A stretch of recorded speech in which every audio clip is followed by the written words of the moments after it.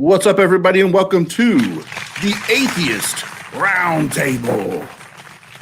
And it's UDC. We got a debate going on tonight. Sweaty Eddie, what's up?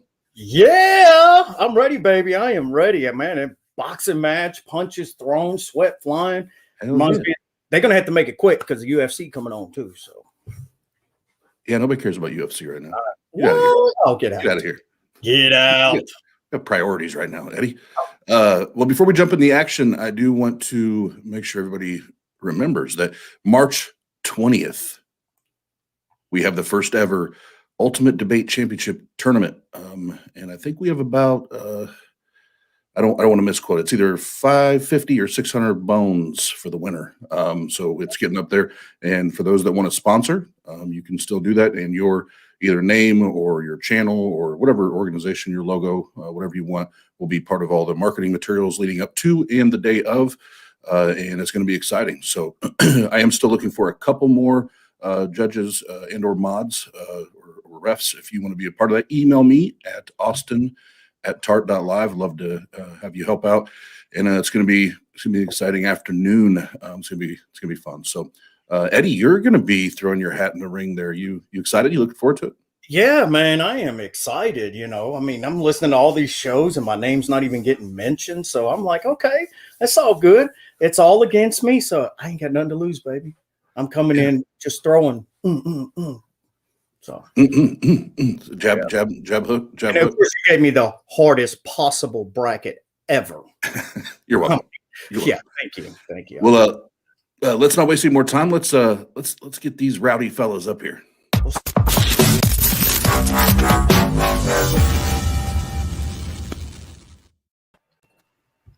What's up, everybody? Hey, doing good. Oh, how you doing? Let's not all say it at once. I mean,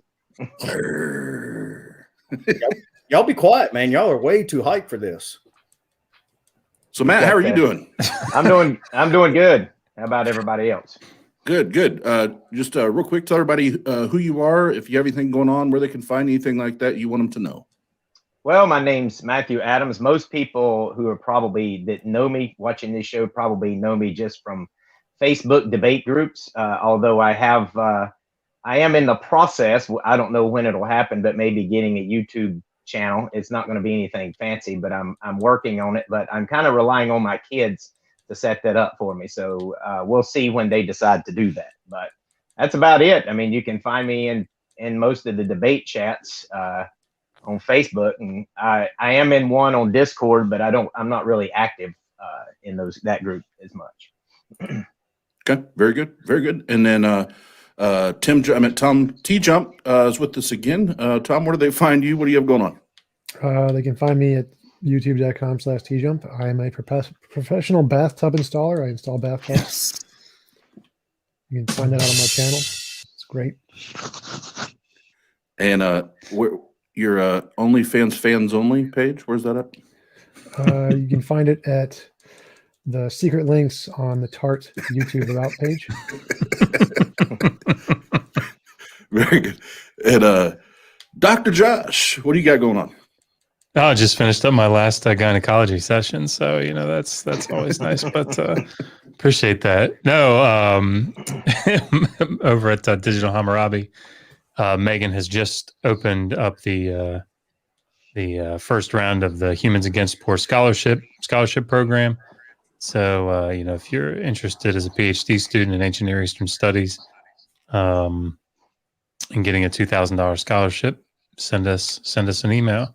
But just finished the rough draft of my forthcoming book, which should be out here in the summer, the Atheist Handbook to the Old Testament. So should be good. Yes, I'm looking forward to that. That'll be another required reading for those that are part of the Atheist Roundtable.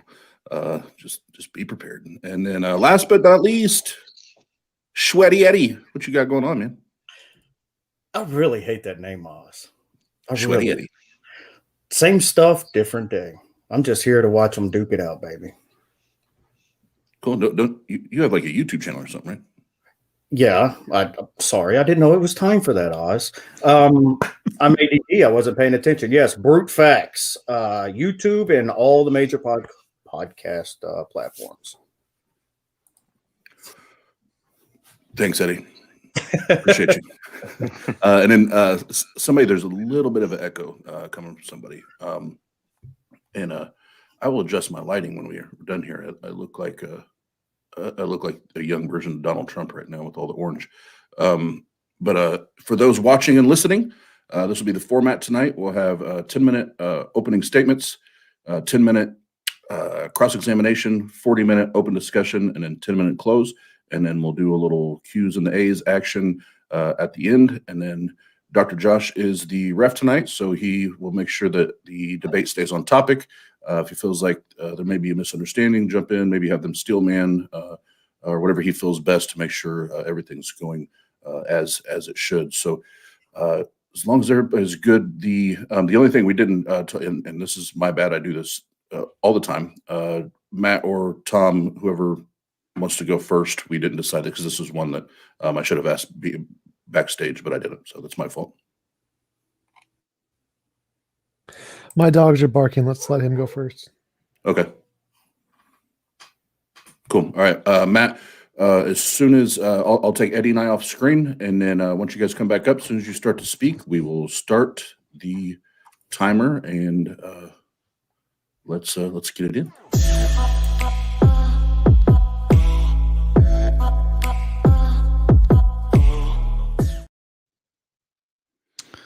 All right.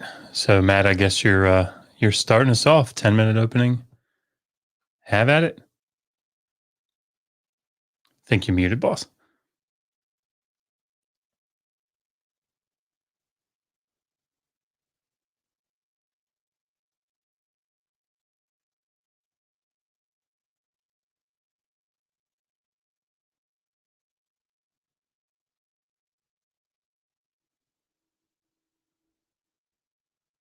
It's not a good start. How's that game going, Tom? It's going good. I've already beaten the hardest difficulty. It's going on my cleanup run to get all the trophies. Is it Contra? Is that what it is? No, it's Darksiders 3 Contra. Because up, down, left, right, BA, select, start, right? That's the... Yeah, for the Nintendo. Did I just seriously date myself? Is that what that is? That's what it is? Yeah. Super Mario Brothers 3. I remember when that came out. That was the shit. I could debate you on this if you want. On what? Okay. I have been rescued.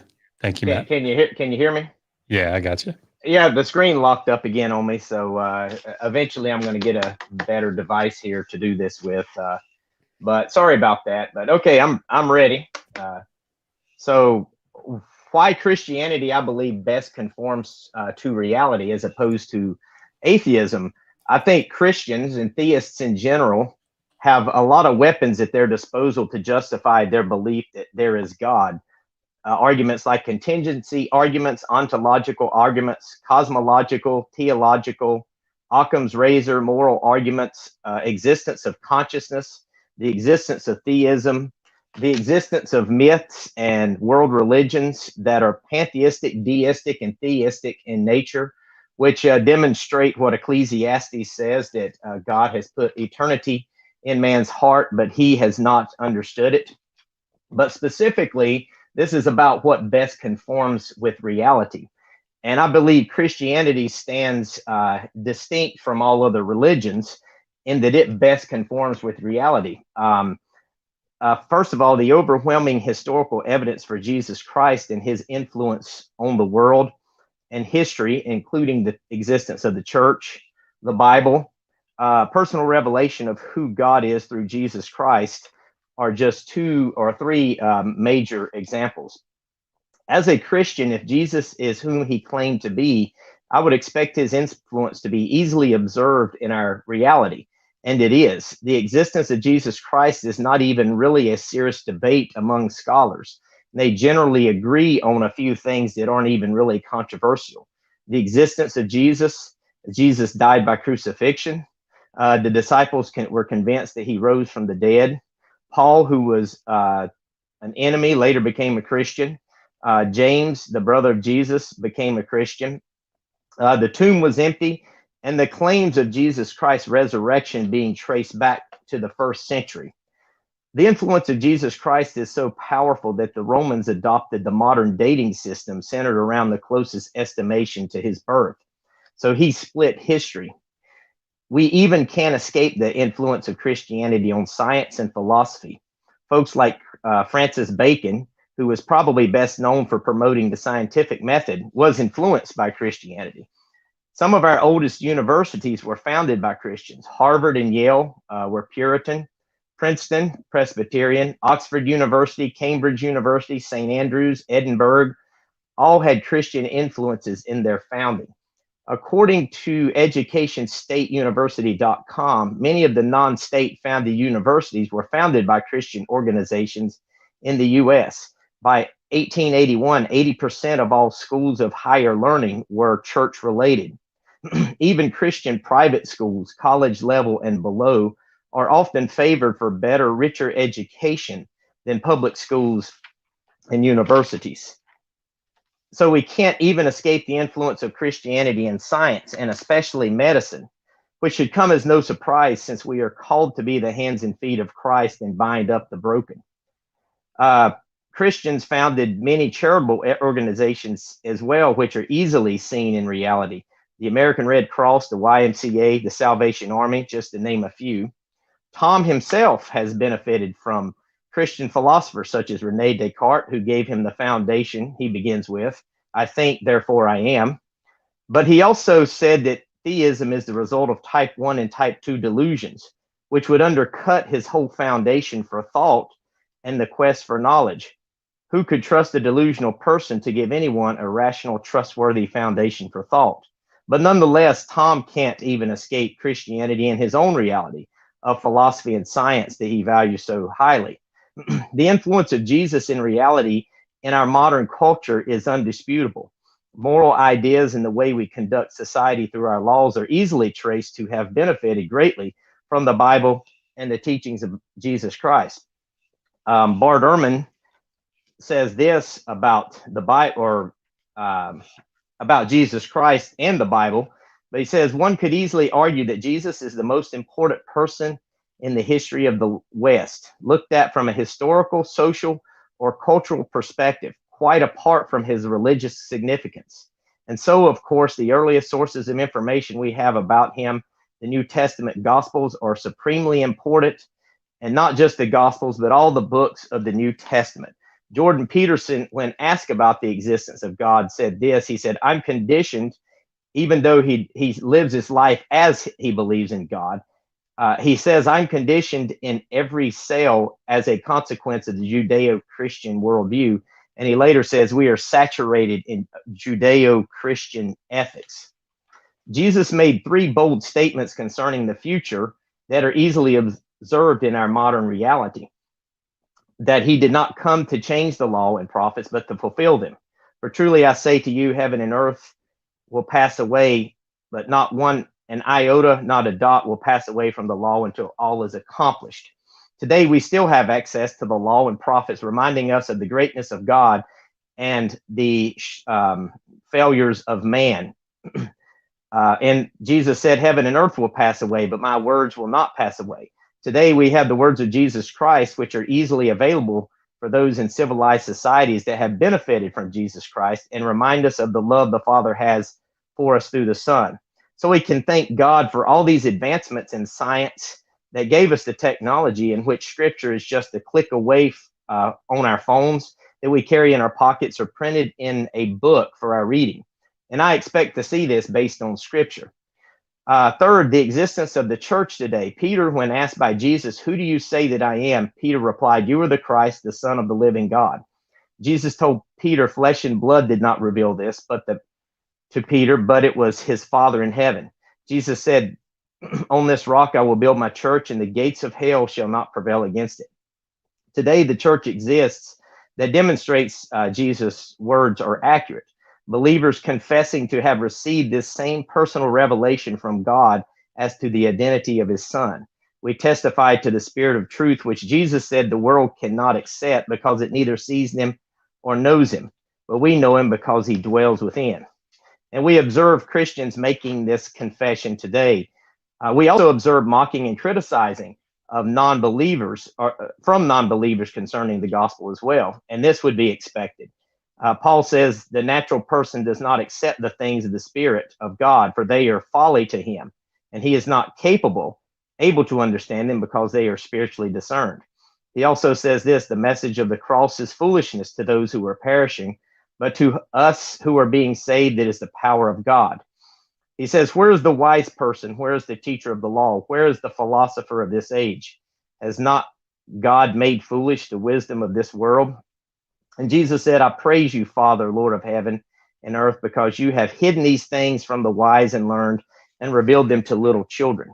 As science has demonstrated through studies, children, even as early as 3 or 4, show signs of looking for meaning and purpose and have concepts of eternity and a higher power than simply what the physical world has to offer. The gospel of Christ has transformed innumerable amounts of lives through history and has moved people to accomplish things they never would have on their own. Martin Luther King Jr. said this about Christianity. Christianity affirms that the heart of reality is a loving Father who works through history for the salvation of his children. Man cannot save himself, for man is not the measure of all things, and humanity is not God. Bound by chains of his own sin and finiteness, man needs a savior. So in order for Tom to argue that atheism best corresponds with reality, he's going to have to explain all that I just argued away using an evolutionary perspective without God. If he is simply going to argue it is the result of type 1 and type 2 delusions, that there is no evidence for God, he's going to have to give a good argument as to why the delusions of grandeur of a simple son of a carpenter in an obscure town called Nazareth, a man of Jewish heritage, transformed society on the scale that we benefit from today. In other words, Tom will have to demonstrate a far grander miracle than Jesus actually being the Son of the living God. And that is my opening statement. All right. Thank you, Matt. And TJump, we turn it over to you. Typing up that last statement because it was so hilarious. Jesus made more of a profound impact in society, is more significant than being the son of a god. So apparently that's right. All right. So thanks for having me on, guys. Appreciate it. The topic tonight is which best corresponds to reality, science, or atheism? And the answer is clearly atheism. In order to answer the question, which ideology best conforms to reality, we have to have this thing called evidence, which is what we use to differentiate imagination from reality. We have to show that our worldview corresponds to reality. It isn't just something made up in our heads, as opposed to someone else's. And we use evidence to do this. And our best form of evidence is science. So science doesn't say anything about a God. There's no evidence to indicate a God whatsoever, which is why the vast majority of scientists in every academic field are atheists. Everything points against a God. It's more likely just random chance. And asserting anything beyond the science is unreasonable. It's completely made up fairy tale stuff. Like you could say in any gap in science, a fairy did that, or a leprechaun, or a God did that. Is that evidence of those things? No, it's not evidence of anything. Like anyone can just make up a placeholder to fit in that, including scientists. We don't do that because it's not good evidence. So what evidence is that which can differentiate imagination from reality. And what we have to do that is testable predictions. And the thing that can do that is science. And science says there's no God anywhere in anything we've ever discovered or indicated by anything we've ever discovered. All of the philosophical arguments presented by theists can be demonstrably proven false. And if you think they actually work for some reason, we can use them to support naturalistic pantheism, which is a kind of scientific atheism. And it works for that better or equal to a God in every case. So none of the arguments in any way indicate a God, which means so far there's no evidence for God from science or philosophy. No one really cares what scientists in the past believe. The fact that they were influenced by religion isn't evidence that it was true. Like, okay, they believed lots of silly things in the past. Ptolemy believed that the sun revolved around the earth. Does that make it true? No. So the fact that they were influenced by that is not evidence. The fact that there are churches who believe is not evidence. The fact that Jesus made a profound impact is not evidence that it's true. It just means that there's a human who had an impact on other humans. Like every profound human in human history and every religion in human history exactly the same. There's nothing special about that whatsoever.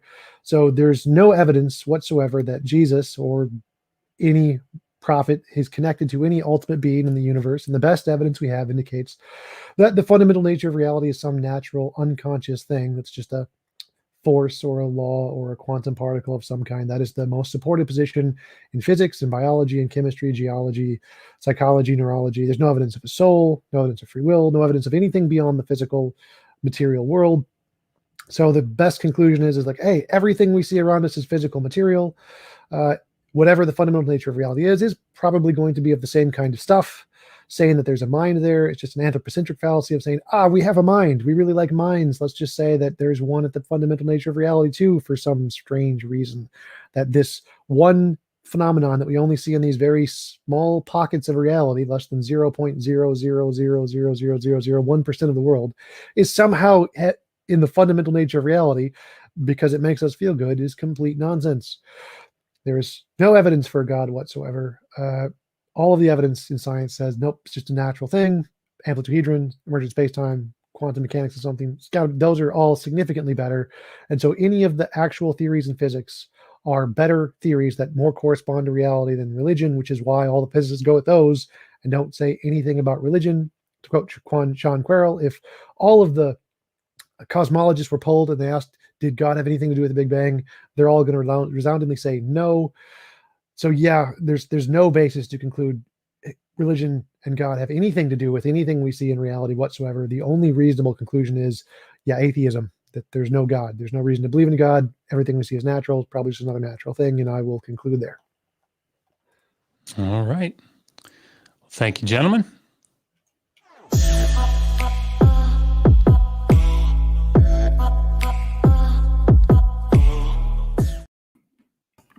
Sweaty Yeti, Sweaty Yeti. Fozzie Ozzy, Fozzie Ozzy.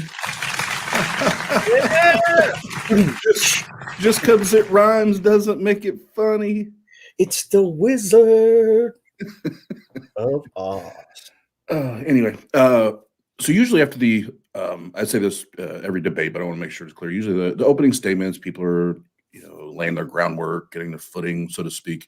And there's really not much to base off of it, other than maybe sometimes you can see if somebody's confident, or like the one debate we had, the guy came in, even his opening statement, you could tell had no idea what he was talking about. He did not prepare, whatsoever. But I don't feel like that's the case here at all. So what I will do is take a quick opportunity here before we bring him back to plug it again. March 20th, we have the first Ultimate Debate Championship tournament. And we have I'll do a count again tonight.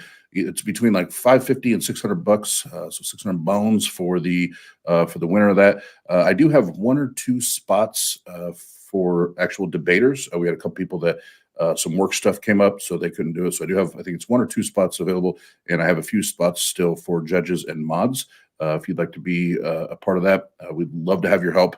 This can be like the first of many that we do. So this is the inaugural debate tournament, and we're excited for it. But the next round, this is when it starts to get fun. We'll get into the cross-examination, and this is where we start to hammer out the arguments. We go from kind of what we put on paper, and to have our starting point, our beginning point, and now we get to examine and start poking holes or shooting holes in that. So, Eddie, are you ready?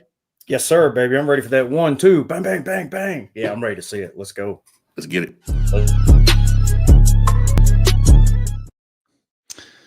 All right, gentlemen. So just so that everything's clear for the debaters and for the audience, during the cross-examination, the way that I like to handle this is, the person that's doing the cross-examination sort of has control. So if they want to cut the other person off and say, that's enough, I'm moving on to my next question, I'm going to give a lot of leeway there.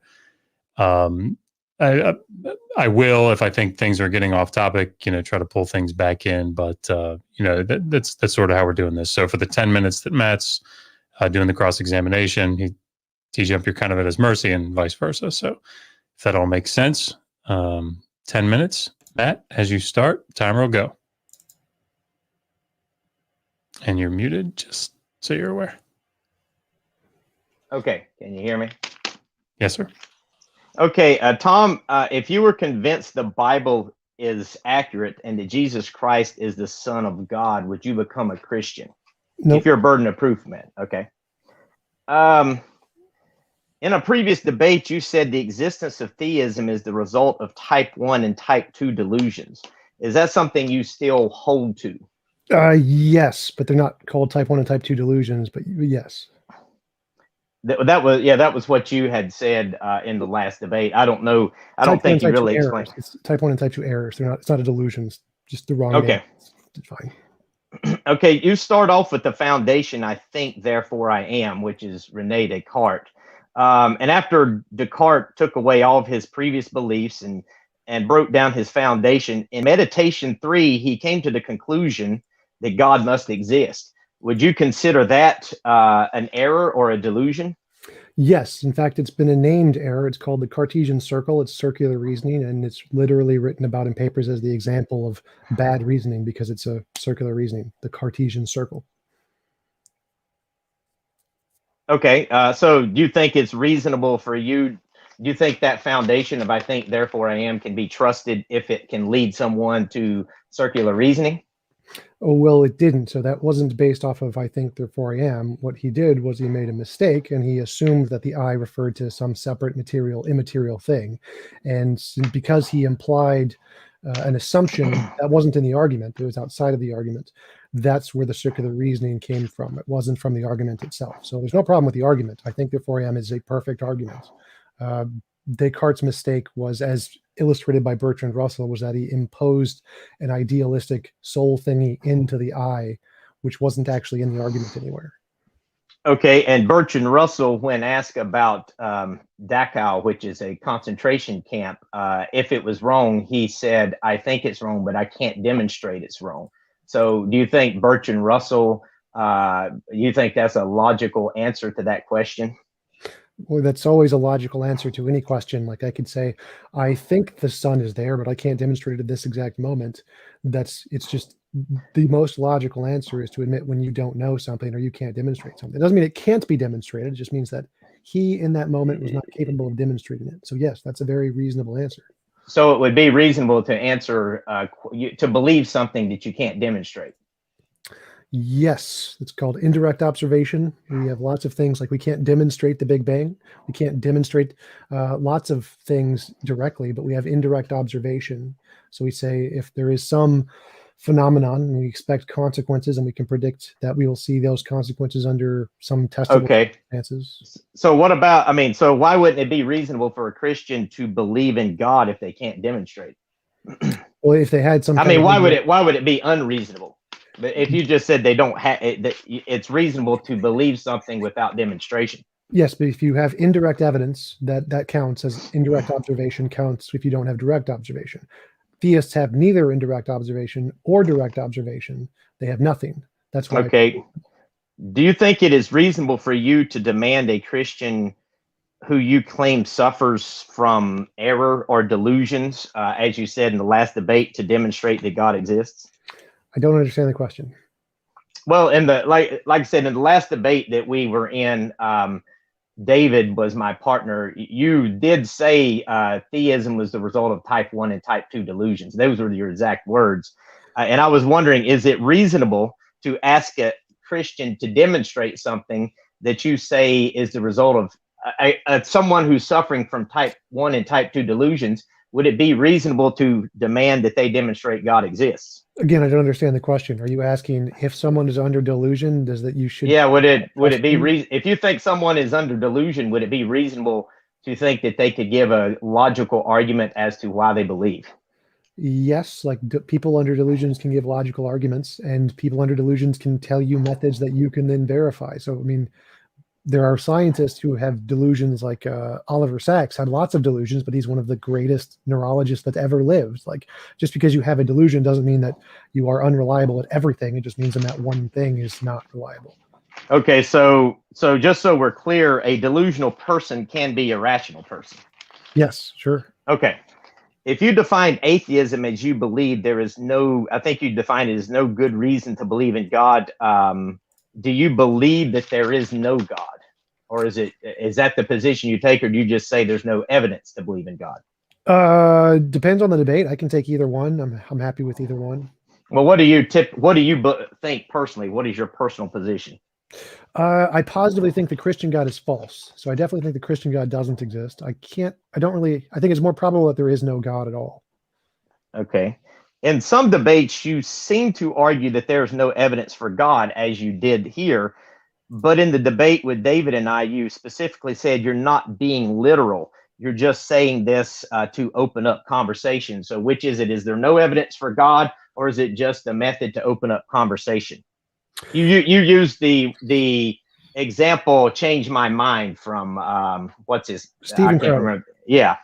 So do you say there's no evidence for God, or is that just opening up conversation? It's the same thing. So if I say there is no evidence of a God and no one can present any in any academic field, then it's reasonable to conclude there is no evidence of a God. So it's like if we see no unicorns, and when presented with all the evidence we can find in the universe and we find no unicorns, it's reasonable to conclude there are no unicorns. So Well, but that would be an absolute statement with it. And if you're saying yes, in some cases there's no evidence, but then you're not literally saying that, in some cases you seem to be contradicting yourself here.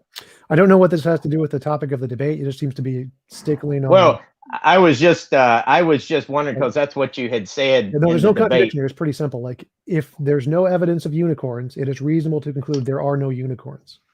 There's no evidence of a God. It's reasonable to conclude there is no evidence of a God and no God. Okay, so there's no evidence, but you're not saying there's literally no evidence. Same thing. So I'm saying there is literally no evidence, and the reason I'm concluding that is because of all the resources we have. You said last time you're not saying there's no. Okay. Let's see what other questions I've got here. Here's another about Rene Descartes. He doesn't think you need a physical body to have sensory perception. In a debate you had with Darth Dawkins, you said it would be possible for you to reason without a brain. It was around the 30-minute mark. In a purely materialistic world, how would that be possible? That wouldn't be possible. The reason I said that in the Darth Dawkins debate was because if it is possible to have a non-materialistic world, you can still have brains that are non-physical that can reason in a non-materialistic world. So if everything's material, you couldn't have a non-material brain. That's literally a contradiction. Silly question. Okay. Sam Harris argues that if he traded Adam for Adam with a serial killer, he would be a serial killer. Do you agree with that? Yes. Okay. If you were to trade Adam and Adam with me, would you be a Christian? Yes. Okay.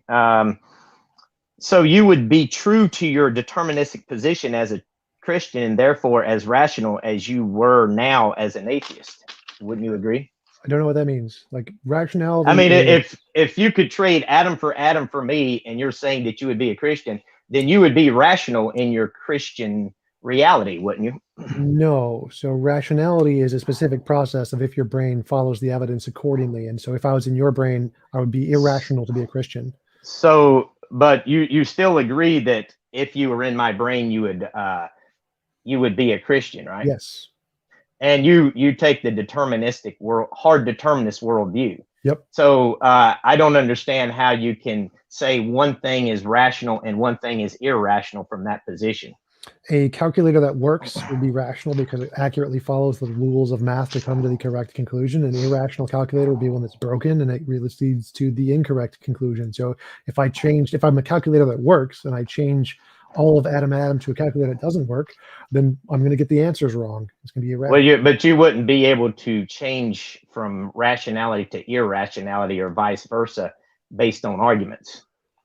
So you actually would. So well, let me move on to the next question. When you start with "I think, therefore I am," did you toss aside all of your previous beliefs and start over when you started that? Did you take the same process that Rene Descartes did? I don't even know what that means. What does this have to do? Like, none of your questions are relevant to the topic. Topic. If you're saying that your atheism corresponds with reality, then I would kind of expect you keep talking about a methodological process, and I'm just wondering what kind of methodological process you used to determine that atheism is the best option. Oh, So I'm just wondering. That's a question. That's a good question. So my answer Okay. is, I start with I think, therefore I am. I then go, there's some way to differentiate imagination from reality, which is science. And then we use science and apply all of our different ideas to it. And whichever ones land on the real side are the ones we have reason to believe, and whichever ones land on the imaginary side are things we don't have reason to believe. That is the entire foundation of my atheism, the same as every scientist in every academic field, which is the majority of them. Okay. All right. Well, thank you very much, Matt and TJump. And now we will start the 10-minute cross-examination for on Matt. So TJump, whenever you start, they'll start the timer. Okay, you mentioned the topic is whether atheism or theism better corresponds to reality. So we need some evidence. What is your best one example of evidence that indicates a God rather than a not God? Well, when we're talking about Christianity in general, as I gave in my opening statement, I gave the historical evidence for Jesus Christ and what the disciples believed. And I know some people do not consider that as evidence for God. But if Jesus Christ was raised from the dead, then obviously that would be evidence for God. And I do believe that he was raised from the dead based on that testimony. And Wait, so you believe Jesus was raised from the dead based off of the tales in the New Testament, and that's yes. the best evidence for a God? Well, like I said, I have personal revelation as well, which John 14 explains. Evidence is. Tell me what your best evidence is. That would be the historical evidence for Jesus. Historical Christ evidence for Jesus. Yeah. What do the majority of historians believe about the history of Jesus? Did he commit any miracles? No, because historians would not jump to that conclusion because that would actually be a violation of just history. I mean, that would be a supernatural thing. No, historians don't deal in. No, that's completely false. So no, it's not false. It's not. I mean, Bart Merman. Okay, sorry. So, okay, sorry. Historians have the exact same standard as legal standard, which is unless it has a precedent and you can empirically demonstrate it, the testimony is not sufficient to indicate unicorns or magic. So any reasonable standard says testimony doesn't work for magic, which is why historians reject magic and miracles in the Bible. So as you admitted, most historians think the historical testimony is garbage. It doesn't account for anything, correct? I wouldn't say they would call it garbage. They would just say they can't jump to a supernatural conclusion. Most historians reject the testimony as being evidence of a resurrection, correct? No, I wouldn't. I don't know what the majority is, but I do know that Bart Ehrman acknowledges that the disciples were convinced that he was. I didn't ask about Bart Ehrman. Michael Lacona, first line of his paper, Historians and Miracle Claims. Most historians and biblical scholars hold to it that the study of miracle claims lies outside of the bounds of historian action, blah, blah, blah, blah. Yes, Bart Ehrman said the exact same thing in his debate with Michael Lacona. So most historians reject everything you just said. So what about the test? No, I wouldn't say that. Stop, don't interrupt me. I just quoted two of the experts in the field who literally said word for word what I just said. So well, I have 5 experts here that would disagree. I don't care what your opinions are. I'm just quoting what they said about the experts, the majority of experts in the field. You don't get an opinion on it. You don't get anecdotal quotes against that. I just win. Next. So what about the testimony of Jesus do you think qualifies as evidence that we should believe he rose from the dead? What about that story? What about the testimony? I think you could add the whole gospel account and the establishment of the church in the first century on the claim that Jesus Christ resurrected from the dead, particularly the creed that's dated back to within 5 years of the claim that Jesus Christ rose from the dead. Then you can kind of look at the actions of the disciples and historical figures afterwards. The actions, what do the actions matter at all? Like the actions don't tell us. Well, I mean, if according to scripture, you first believe that you don't understand what Jesus is saying as a disciple and you actually flee and deny Jesus Christ, but then later on, you're being willing to be crucified or persecuted and crucified yourself because of that belief, then you have to be able to explain why people suddenly done such a 180 and went one way to the other. One way. I have no idea what you're saying. So what about them sacrificing life has anything to do with the truth of their claim. There's no relevance to someone sacrificing their life Well, to what they're I claiming mean, being true, right? Like someone why can would say, a- wait. So someone can say, I believe there are UFOs, and I don't care if you disagree with me. You could kill me. I'm still going to say there's UFOs. Does that make UFOs more likely to be true than someone who says, I'd rather not die, I'm going to say UFOs didn't happen? Do either of those claims add any or take any precedent away from the UFO actually being there? Yes. How? Because if someone were to say I was abducted by an alien, and maybe this alien gave them some sort of information as far as how to conduct their life, and this alien promised to save them or something, and they were thinking, okay, well, I'm willing to die for this and willing to even be mocked and ridiculed, then that would definitely say something about what they believe they experienced. Yeah, but why does that, what do they believe have anything to do with the truth of the thing? Like, is the truth of the UFO more likely to be true because a person was willing to die for it? Or is the Yes, truth of I the think UFO? so. What?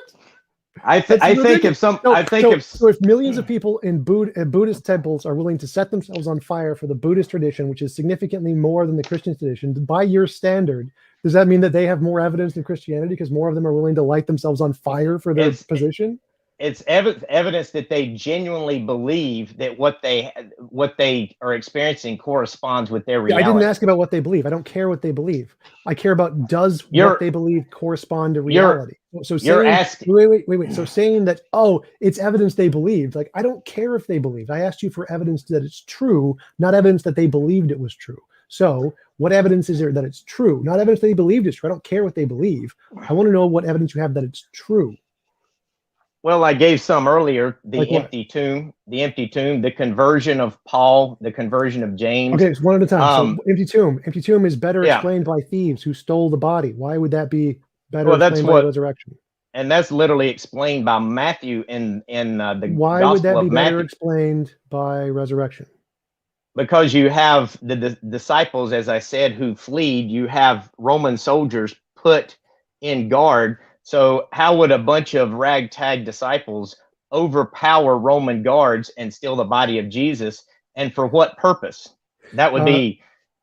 Romans didn't place guards on tombs. Romans didn't do that. So it's most likely he was thrown in an empty grave. It didn't even happen. But wait. So still, a bunch of thieves killed 2 Roman guards, moved a rock and stole a body is still infinitely many times a better explanation than magical risen from dead zombie Jesus. That's still more ridiculous than a bunch of people overpowered 2 guards to move a rock and steal a body. That's a far simpler explanation. How do you possibly conclude, in what world is it simpler to say the body magically rose from the dead than to say 50 people came and just killed the 2 Roman guards and took the body?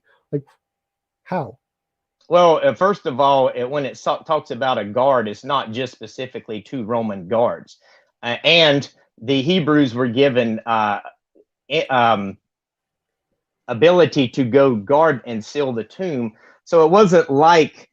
That wasn't the question. So I don't care. Let's say you have 50 guards. You got 50 Roman elite guards, and you have 500 crazy thief Jewish people, and they kill the guards, the 50 guards, and take the body. That's still infinitely more reasonable than magical zombie Jew risen from dead. How do you conclude that risen from dead here is a better explanation? Well, I wouldn't agree with your premise that you had 500 people who wanted to go overthrow the guards. Scripture doesn't talk about that. That's not the point. That's not the point. So, well, it is if you're going to make up stuff. You can't just make up stuff about what the gospel says. No. The question here is, which is more reasonable to believe? Something that we know is possible, that is physically possible and happens in the world all the time. A group of people hurt another group of people and take their stuff, or steal their bodies and pretend they raised from the dead. So again, the question here is not about specifically about anything like, well, what exactly happened in the history. I don't care. I want to know, in your brain, can you figure out that saying a bunch of people took something from other people is very easy, very simple, very reasonable, and more reasonable than magical dead body rose from the dead? Like if we just said Santi Sai Baba's body disappeared from its grave, it had guards, would you believe it rose from the dead? Or would you believe a bunch of his followers probably took it. Which one of those is the more reasonable explanation? Well, under the context of history, I would say the more reasonable explanation was Jesus rose from the dead. How? How? Well, that would be quite a bit to get into, and I don't know that I can answer that in just 50 Yeah, seconds. you just have to give one thing. Like the whole point here is for you to give one piece of evidence. Okay, right now, I you already give zero. I already gave one explanation. You put a group of guards in front of a sealed tomb, and you have, according to Scripture, the disciples that fled and ran from Jesus. There would be no reason for them to all of a and sudden you're say, saying you know that what? you feel that that's less reasonable than magical Jew rose from dead.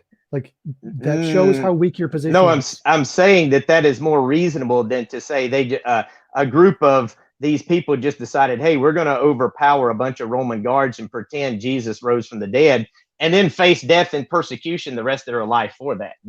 That doesn't even make sense. Magical risen from dead is more reasonable than human psychology. Yes. I'll conclude there. All right. Thank you, gentlemen.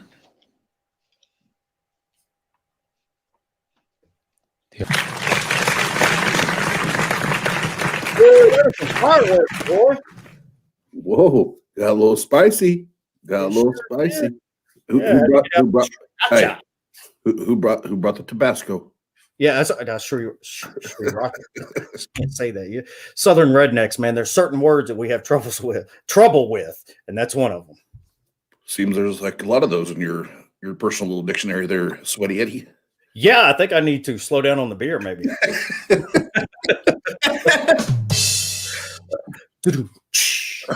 That's what Anyway. Yeah. Anyway, so they told me you wanted to come on here tonight and in between rounds freestyle. So I had a beat ready for you. So here you go.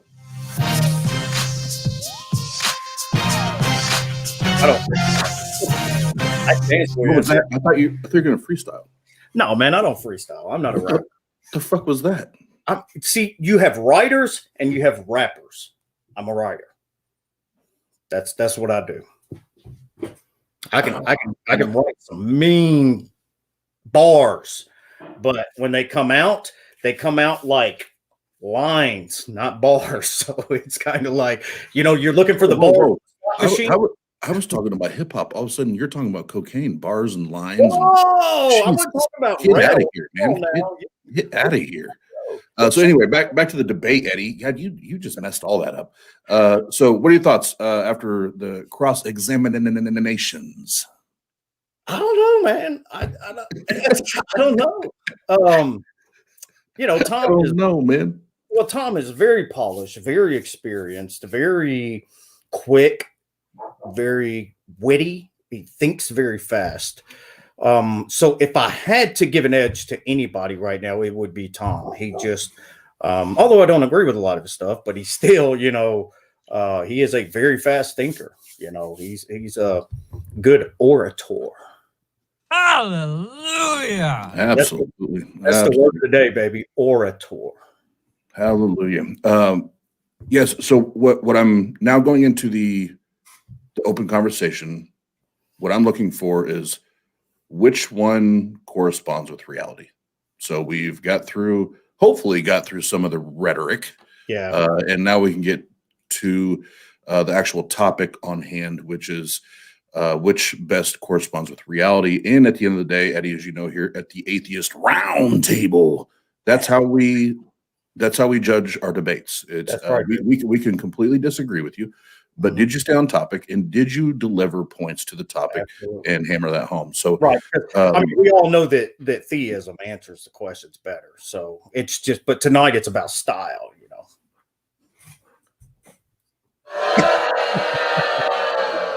What is he talking about? I hate that you beat me to the sound effects because I downloaded the whole audio panel and everything to connect to my show for sound effects. I can't figure it out. I'm just all over the place. It came with 3 different pieces of software, and I'm like, so. All right, well, let's get back into this. So next is 40 minutes open discussion. We'll bring him back on, and Dr. Josh, he'll get him rocking and rolling. So, ladies and gentlemen, let's get it on. All right. So before we jump into the open discussion, this is maybe more for my clarity than anybody else's. But Tom, would you do me a favor? And as we do here, There's some just mic noise, like bristling. yeah, I think that's Matt. I think it might be just would you just start with the sentence, what I hear you saying is, with relation, with respect to his argument for how Christianity best corresponds to reality, and just say, what I hear you saying is, and then tell him what his argument is so that we can all get on the same page here. Well, what I hear him saying is that Jesus rose from the dead, and that it's better explained by a magical risen from the dead zombie Jew than any natural explanation, like a bunch of people just took the body from the grave, because 2 Roman guards and a tomb are somehow impregnable from the entire amount of all human explanation. No one could have ever broken that into that tomb and stolen that body. The only possible explanation is Jesus rose from the dead. That's the most reasonable thing to infer there. I think that's pretty much the argument from the cross-examination that he presented. Okay, Matt, do you think that fairly represents what you're saying? If not, why not? Well, I think that probably fairly represents what I was saying based on his questions. That doesn't really fairly represent the argument that I'm specifically making, because I don't think, if we're going to debate which best corresponds with reality, I don't think we necessarily have to actually get into whether Jesus is the Son of God, although I believe he is, but whether these people thought he was the Son of God, and that this movement that transformed the West, the impact it had and how it corresponds with our reality today. So I don't even think we necessarily have to get into, is Jesus the Son of God, as obviously I believe, but it's what these disciples and what the early church thought and what they were willing to go through to push this new religion. Okay, so help me. I did ask him for the best evidence he had at the beginning, right? All right. Well, hey, let me help me out here, Matt, because I do want us to get on the same page here. So, if in 2 sentences, if you can, how does Christianity best correspond with reality, better than atheism, for example? Well, Christianity and the Judeo-Christian heritage and tradition is what our Western culture that we all benefit from is built upon, even the sciences and the philosophies and things like that. So as I pointed out earlier, Jordan Peterson said we're saturated with the Judeo-Christian tradition. So in that sense, everything we do in our daily lives is somehow connected to that. Even the laws that we have written on the books are highly influenced by what Scripture has to say. Okay. Not all of it, but a lot of it. Okay, so Tom, do it again for me, if you would. What I hear you saying is. So what I hear him saying now is that the fact that there is a profound impact by Christian culture on today's society indicates that Christianity is most likely true. I think. Matt, is that what you're saying?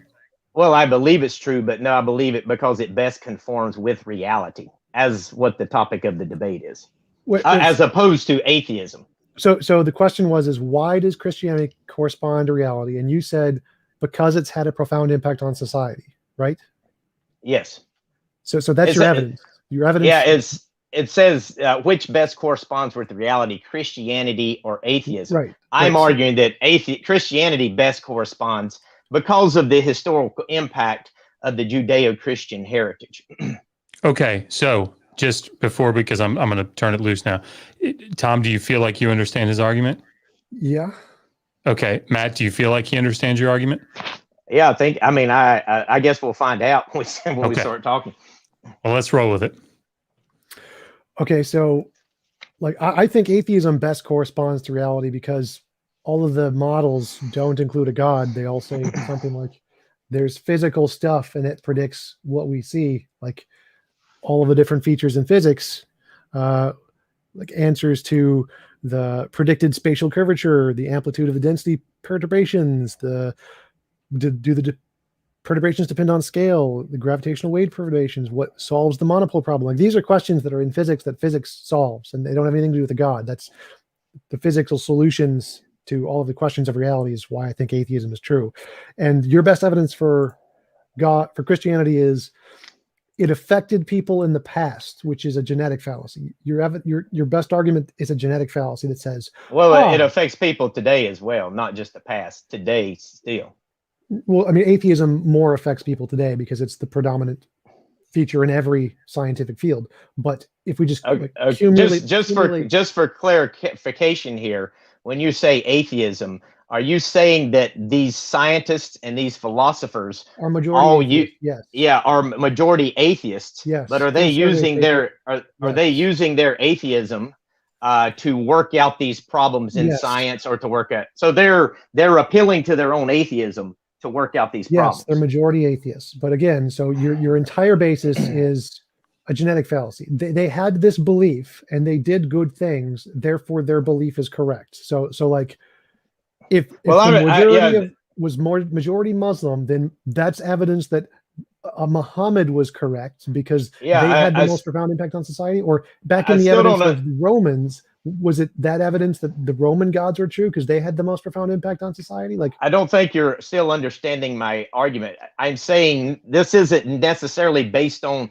them being true or not. It's simply based on the impact of their beliefs that has had on society. Yeah. So I'm asking, how does the impact their beliefs have had on society have anything to do with whether Christianity corresponds to reality? Well, I mean, look at our scientific enterprise, our everything we do today, our laws, our judicial system. I mean, all of that is based off the Judeo-Christian foundation. For the most part, I'm not saying all of it is, but that doesn't matter. It doesn't matter. None of it matters. It doesn't matter what it's based on. Why would that not matter, though? I don't understand why that would not matter. We are based on chimpanzees. Does that mean chimpanzees are the superior race? Do they have more intelligence? Do they have better grasp of reality than we do because our species evolved from the chimpanzees?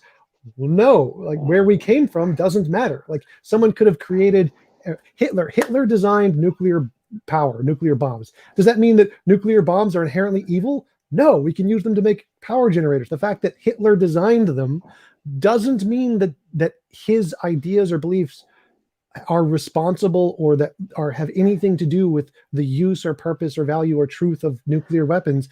The origin of the thing has nothing to do with what it is or whether it's true. It's literally a genetic fallacy. Like, someone could have made a hammer. The first hammer could have been invented to like break rocks. Now we use hammers to build houses. The reason it was originally made, what originally inspired scientists, has nothing to do with the truth of whether or not. Well, let me ask a question just for clarification here. If I'm going out into the world, into reality, and I'm looking at some of the technology that science has developed, and some of the philosophies, which, you know, I'm not a philosopher like you are. I know you value philosophy highly, but what would I observe in my reality that would make me attribute that to atheism? Well, you don't need to attribute it to anything. Like, that's an appeal to consequence fallacy. It doesn't matter what you attribute it to. But isn't that, I mean, I'm kind of thinking in this debate, we're pointing to certain things that we can demonstrate in reality that Christianity has had an impact on, or atheism. So I'm wondering, what can I look at that atheism has had an impact on? No. So the impact, the consequences of a belief have nothing to do with truth. This is called an appeal to consequences fallacy. Saying that, oh, this person believed X and they did good doesn't mean that their belief is more likely true. And saying that this person believed X and they did bad doesn't mean their belief is less likely to be true. The truth of a claim is completely independent of what the person who believes it does. This is super basic logic. Like, doesn't matter if all of history was based on a God or not. That has zero evidence to whether or not the God actually exists. It's just a genetic fallacy, and like, this doesn't make any sense. Like, you're saying that, oh, this person is more successful, therefore their beliefs are more likely true. No, it's like the prosperity. No, that's not the argument I'm specifically making. We're talking about what best corresponds with reality. Yeah. So how is that not the argument? And that's why I'm saying, if atheism best corresponds with reality, I should be able to observe things in my reality that points to atheism, What would that be? Physics. We can look at physics, Physics. every scientific field that comes to a conclusion, like all of those things I listed, just going through the cosmological questions about the universe, like what is the temperature of reheating? What causes the matter and antimatter asymmetry? What are the primordial black holes? Are there? But that doesn't These lead questions me are answered to in physics. atheism. That Yes, it doesn't does. lead me to atheism, though. It doesn't Yes, to it me does. because your question, because- I'm still trying to figure out what you're saying, because you still seem to be saying that the fact that most people in the past were Christians and they were successful in society and had an impact they were makes their said belief yes. true. Well, I mean, let's take it from your perspective. That I mean, what we benefit from today, as I you know, like I said earlier, would you disagree with Jordan Peterson when he says we're saturated with Judeo-Christian What does ethics that have today? to do with the topic? Well, I mean, these people who were apparently what does wrong that have to do with the topic? was Like, able their to personal transform some All right, Tom, society. let him try to explain it. Go ahead. They were these people that you say are, and you haven't used delusional, but you've used error that were wrong. They basically transformed the Western civilization like we've never seen. What So, does that have to do with the topic? well, I'm saying we can observe that. We can observe their contributions to society in reality. What can I observe with atheism in Their reality? contributions aren't evidence. How does Well, your I mind consider it conceive of- evidence. How? That's the question. How do you consider that evidence? Okay, what's the title of our debate again? Yeah, let's pause for a second because I'm confused too. So, okay, Tom, what did you understand the topic of this debate to be? What is it that you're trying to prove or to demonstrate? Whether atheism or theism best corresponds to reality, meaning like which one actually exists. Is there a God that exists in reality, or is there no God that exists in reality? Okay. And so, Yeah. Matt, is that? Go ahead. What did you anticipate the debate was? Well, I'm reading the title there, which best corresponds with reality, Christianity or atheism. I think Tom may have misunderstood and went with theism versus atheism, but it was Christianity versus atheism. I don't know if that was a misunderstanding on your part or what. Let me say it again. So the question is there a Christian God who exists, and does that correspond to reality, or is there no Christian God who exists, and does that correspond to reality? Those are the questions, right? Which is there a Christian God who exists, or is there no God who exists? Which one of those statements most corresponds to reality? That's the topic, correct? Well, we can go that route. That's not specifically the topic, because when you're talking about Christianity and atheism, we're saying atheism, a lack of belief in God or gods. And that's pretty much the definition of atheism. When we're talking about Christianity, we're talking about a follower of Jesus Christ, one who believes Jesus Christ is their savior. And what has that belief done to our reality? That's the way I'm taking it. So we can go down the other route if you want, but okay. So I think we've sort of come to the conclusion that there was a fundamental misunderstanding here on one side or the other about what this topic is. So the way that I'm understanding this is like the question that I want to ask is, guys, how do you define reality, right? Because then the question is, if once you define reality, all right, so the theories or the ideas behind atheism and the theories or ideas, beliefs about Christianity, which one accounts for that reality better? Is that? Yes. Yeah, that's a pretty good way of looking at it. I didn't understand. I think, yeah. So reality is that which exists. Right, exactly. So that's how we would define it. So then which one accounts for that reality better? Yes? Sure. Am I missing it? I think that's... how would you word it? Well, I mean, so when we're saying what accounts for reality or what corresponds to reality, we're saying what accurately describes all the facts about reality. So like Yes. Physics does physics really well. But I don't see how his interpretation has anything to do with the topic. So he's saying that people believed in Christianity, they did good things. Like, okay. So, I mean, that would be the topic. If we were discussing like which had more of an impact on history, on science over time, then we could say, yes, Christianity had more of an impact on science over time. Just like in India, Hinduism had more impact on science over time in that country. So, but I don't, what does this have to do with reality? Like saying literally that lots of people believed in the past, like most Christians invented cow herding because they were the ones alive during the time, or most Christians did chicken farms. They invented chicken farming. Does that have anything to do with the truth of reality? No. I don't. Well, just to clarify, you were bringing up earlier physics, and most people were atheists in physics Yes. and scientists, Yes. kind of attributing that to atheism in reality today. So you're basically doing the same thing I was No. doing earlier. No, I'm just saying that the theories Yes. don't. I mean, that's how I took God. it anyway. Then you interpreted it incorrectly. The reason I'm referencing the consensus of experts is because the theories that best explain reality, that best correspond to reality, have nothing to do with a God. That's Okay. the evidence there. Just to clear up my position on the consensus of experts, I know that you use that a lot. As a Christian, I don't necessarily go with the consensus of experts. I mean, the one of the underlying teachings of Christianity is the consensus of experts can be wrong. I mean, it was the consensus of religious scholars and experts that put Jesus to death. Focus on the topic. Focus on the topic. Okay, So, I'm just clarifying that just for you, because that's not really yes, something you that I reject the consensus of experts in every academic field. I don't reject it. It's just not my final authority, so to speak. That's fine. So Okay. Again, why do you keep saying that most Christians in the past who invented science were or most people who in the past who invented science were Christians? Like, what do you think that tells us about the world? Well, I don't know if I would say most of them were scientists. I think Christianity had a huge impact on science, and what it tells us about the world was that they believed that there was some sort of consistency in the world in which they could use this scientific method to test this consistency. And I believe they understood that this consistency came from their belief in the existence of God. I don't care about their beliefs. Tell us something, what it tells us about the world, not their beliefs. I don't want to know what this tells us about their beliefs. I want to know what this tells us about reality. Well, it tells me that Christianity saturates reality. The belief in Christianity saturates reality. The belief in God and through Jesus Christ, His Son. So I mean, but the belief has nothing to do with the truth. Like, everyone could believe and still be wrong, right? Yeah, I mean, have you heard? I'm sure you've heard. It used to be very common. I don't know if it's so common today. But it says, "You will know the truth, and the truth shall set you free." That was one of the. Everyone can believe and be wrong, correct? Yes.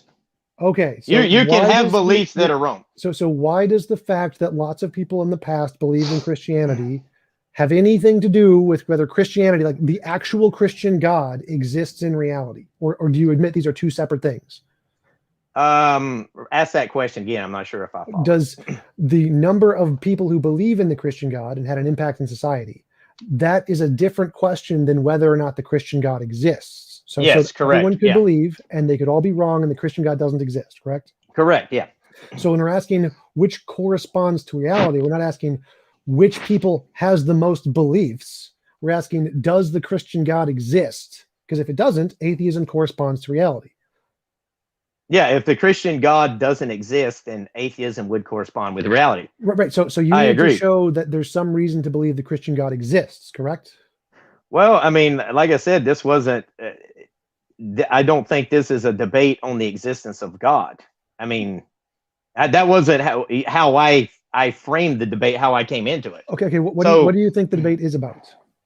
It's which best corresponds with reality, atheism or Christianity. What does that mean to you? It means that if I'm living my daily life, going about my daily business, doing everything I say, then I expect to see certain things in reality that would more correspond with one over the other. You can't use correspond in the definition of correspond. So do you mean by which better corresponds to reality, which more people believe?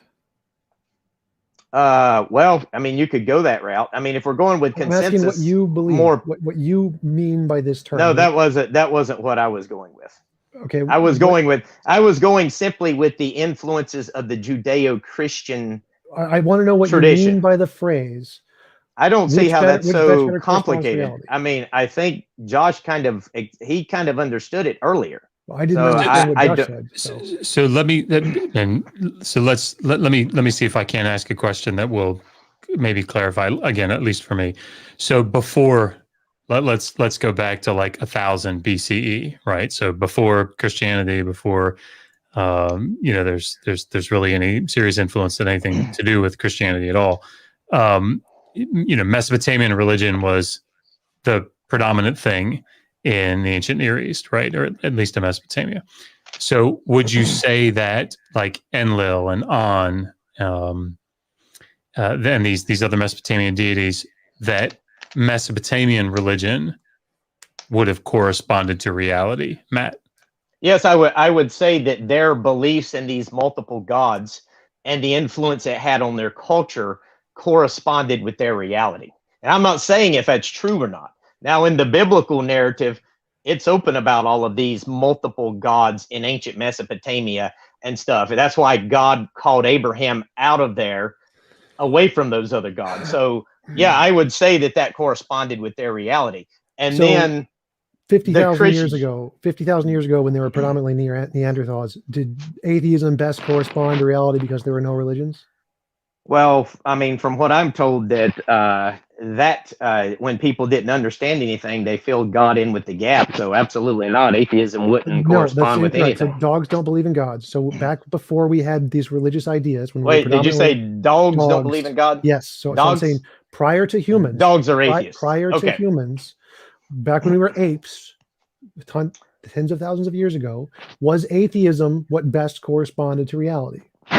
Well, I don't think that we would want to go down the evolutionary route, because I don't accept Hypothetically, evolution in that. Hypothetically, no, I would not say that.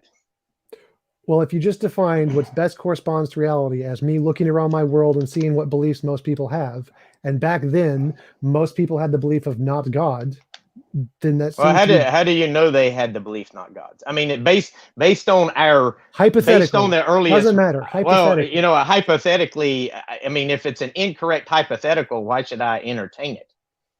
Because this is just a testing your definition. So testing your definition. Okay, so Most hypothetically, people 50,000 years ago did not believe in a God. So by your definition, 50,000 years ago, atheism better corresponded to reality.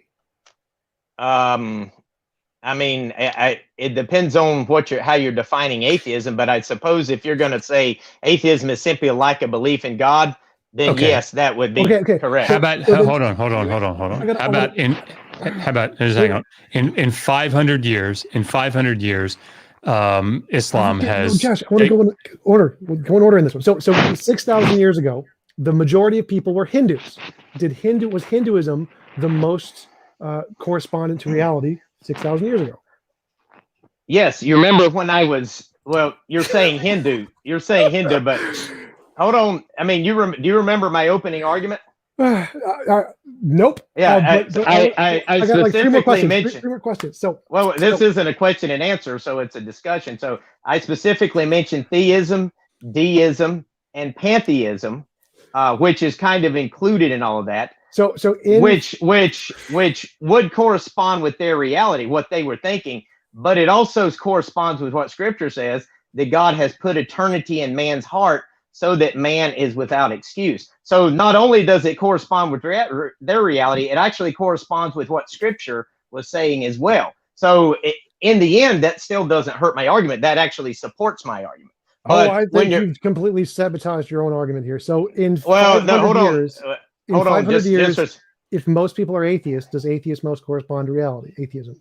well, you're asking me another hypothetical question. It's Again. pretty simple. Thought experiments are how science is done. It's Okay, not too hard. so based on that argument, the answer would be yes. So what most corresponds to So- reality? Wait. So Main question here. Main question here. So what corresponds to reality by your definition is what most people believe. well, it's also the influence. I don't just go with what people believe. I don't know what kind of influence atheism. Now, I will say that atheism corresponded pretty well with the reality of communist Russia and the gulags and stuff. I think that you could argue that, but then they realized this isn't right, and they corrected that. So But- Can I finish just one little thought right quick? I Well, was wanting. I'm fine. Yeah. with that. Okay. Go ahead. But I'm What, going to what- steer this a different direction. But go ahead. Go ahead, Matt. Okay, what Tom Jump actually said when he asked that question, he actually, I don't know his position here, but based on his argument, then I would be correct in the current situation in which more people were Christians. Christianity has influenced the world more. So at this current moment in the history we are, Christianity better conforms with reality than atheism. And that's all I had to say. Okay, so I mean, I guess I'm looking at and we can go either direction. Like, I'm fine whatever direction you guys want to go, if whatever you agree on. I guess my understanding of reality was a little more broad than that, and it wasn't simply what people believe or what the majority of people experience, but like, And that maybe wasn't reality what more I was broadly. arguing. Yeah. Yeah, it is what it is what it seems like the argument is sort of gone into. So, Yeah, I agree. So maybe if we could, Tom, maybe this would be a way to do this. State your position again, and maybe like your main proof about, or your main evidence for why you think atheism corresponds, and then maybe that'll set the tone a little bit, or the direction, and let's see if that works. Sure. So when I ask the question, does something correspond to reality? Correspond is when something is a sentence like the sky is blue, and that accurately describes reality. Not our reality, not our perceived reality, not the things in our subjective minds, but the objective reality independent of any human opinion. So if I want to know if something corresponds to reality, I want to know, does it exist if no humans ever existed? So like the sun would exist if no humans ever existed. It exists in reality. It corresponds to reality. If something is a subjective opinion of a person, it does not correspond to reality. It corresponds to their imagination.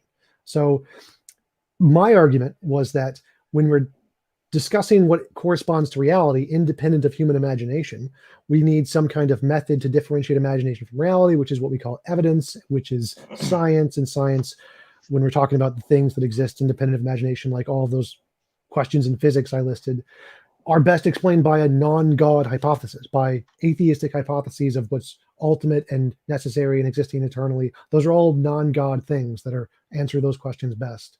So all of the things that answer the real evidence independent of human imagination is non-God answers. Okay, well, we could go with that. I could, I love your topic. I want to go with just your topic because I think it is glorious. Okay, so you said what best corresponds with reality, and in the past you had mentioned something about praying for a golden brick, and the golden brick showing up or something. So let's imagine you brought up the Hindu god earlier. I don't remember what the Hindu god for possessions is, but let's imagine you were a Hindu is trying to demonstrate that this Hindu god exists, and y'all come up with some sort of process, maybe a building that was secured with a camera, and you told this Hindu, hey, pray that a golden brick appears inside here, and the camera's watching it. So this Hindu prays and this golden brick appears. What would you conclude there? That's a terrible method. I'd say you'd have to appear in like here in a novel testable space that's repeatable. Like I'd come up with an actual method. So yeah, if we had an actual method, like if I pray to God and a gold brick appears in front of me every time I pray to a God, that's good evidence of a God. Sure. Okay. So would you conclude, let's say if that happened 20, 30 times, sure. Like a, ultimate, or 5 over times and is over. good. 5 times, Okay. I believe in a God. So you would conclude at that point that this Hindu god of possessions exists. Well, I'd count it as evidence. So I definitely say that's evidence towards the conclusion that God exists. I don't know if that would be sufficient to prove it exists, but it's definitely evidence. But would you be using science to do that? Yes, that's the novel testable predictions. To say that this is evidence for God. What? But, I mean, because science, from my understanding, is basically demonstrating what the physical world, we test the physical world and we come to these conclusions on the physical world, but science isn't going to deposit, this is evidence for God. Science would just say, well, this thing is shown up. We can't explain it. And therefore we don't know the answer yet. You're saying science wouldn't do that. No, science works very simply. It's novel testable prediction. So if you have a hypothesis, you say there's a God, and you say, if I pray to a God and a God appears, or a gold brick appears, science would conclude that's evidence of a God. So science would conclude the same thing about ghosts or goblins or magic. Like you think the science test for these things all the time. Like there are tons of scientists papers for non-physical things. These so exist. You think the scientists would conclude because this brick appeared over and over and over again, this is evidence for the Hindu god. They would write that in a paper. Well, then they would be abandoning science at that point and going into theology or theism, wouldn't they? No, they wouldn't. That's still science. Science is just novel testable predictions. They don't care what it's for. So if you do novel testable predictions for ghosts, those are published in papers. for spirits, published in papers. Afterlife, published in papers. There are papers for parapsychology all the time. Science does not care what you say exists. They just want novel testable predictions to show it does. No one cares. No one in science says it has to be physical. No one cares. I would call that betraying science at that point. The science at best could say, we don't know. We know this happened. Whether this means this God exists or not, we don't know. And then once you conclude it was this God, then you've actually stepped outside the realm of science into the theology or something else, and you've abandoned science at that point. And that's my point. That's just misunderstanding. Well, that's how I understand science. Okay, I did not know that science would jump to a supernatural conclusion when they're limited, when science is limited to the natural world. Science isn't limited at all. Like, you're limited by your prediction. So you make the prediction. Science accepts whatever you can prove. Like, no one cares. No one in science says it's impossible to conclude they're supernatural. They just said there's no evidence for it. We test for supernatural all the time. There are parapsychology journals where people do this and say there's a ghost. Here's a prediction. Let's try to confirm it. No one in science cares that no one says you can't support the supernatural. It's not a thing in science. It's just a misunderstanding by creationists. There's a Berkeley article I don't care. From UC Berkeley who says that science cannot demonstrate or conclude the supernatural. But you're saying they can. I just told you. Well, this is Berkeley. I mean, UC Berkeley. That's an anecdote. I don't care what science all agrees with me what I just said here. Yes, make testable predictions. Literally, there are hundreds of published peer-reviewed parapsychology papers doing exactly this. So he's an idiot because there are literally papers that do exactly this, trying to show the supernatural. This is non-controversial. Well, I think we'll have to just disagree on that because I never understood. I can give you the. I can give you this site too that would say otherwise. I don't care about the site. There are literally scientific published papers. Okay, I mean, scientific published papers means nothing to me, as I said. I mean, peer-reviewed papers.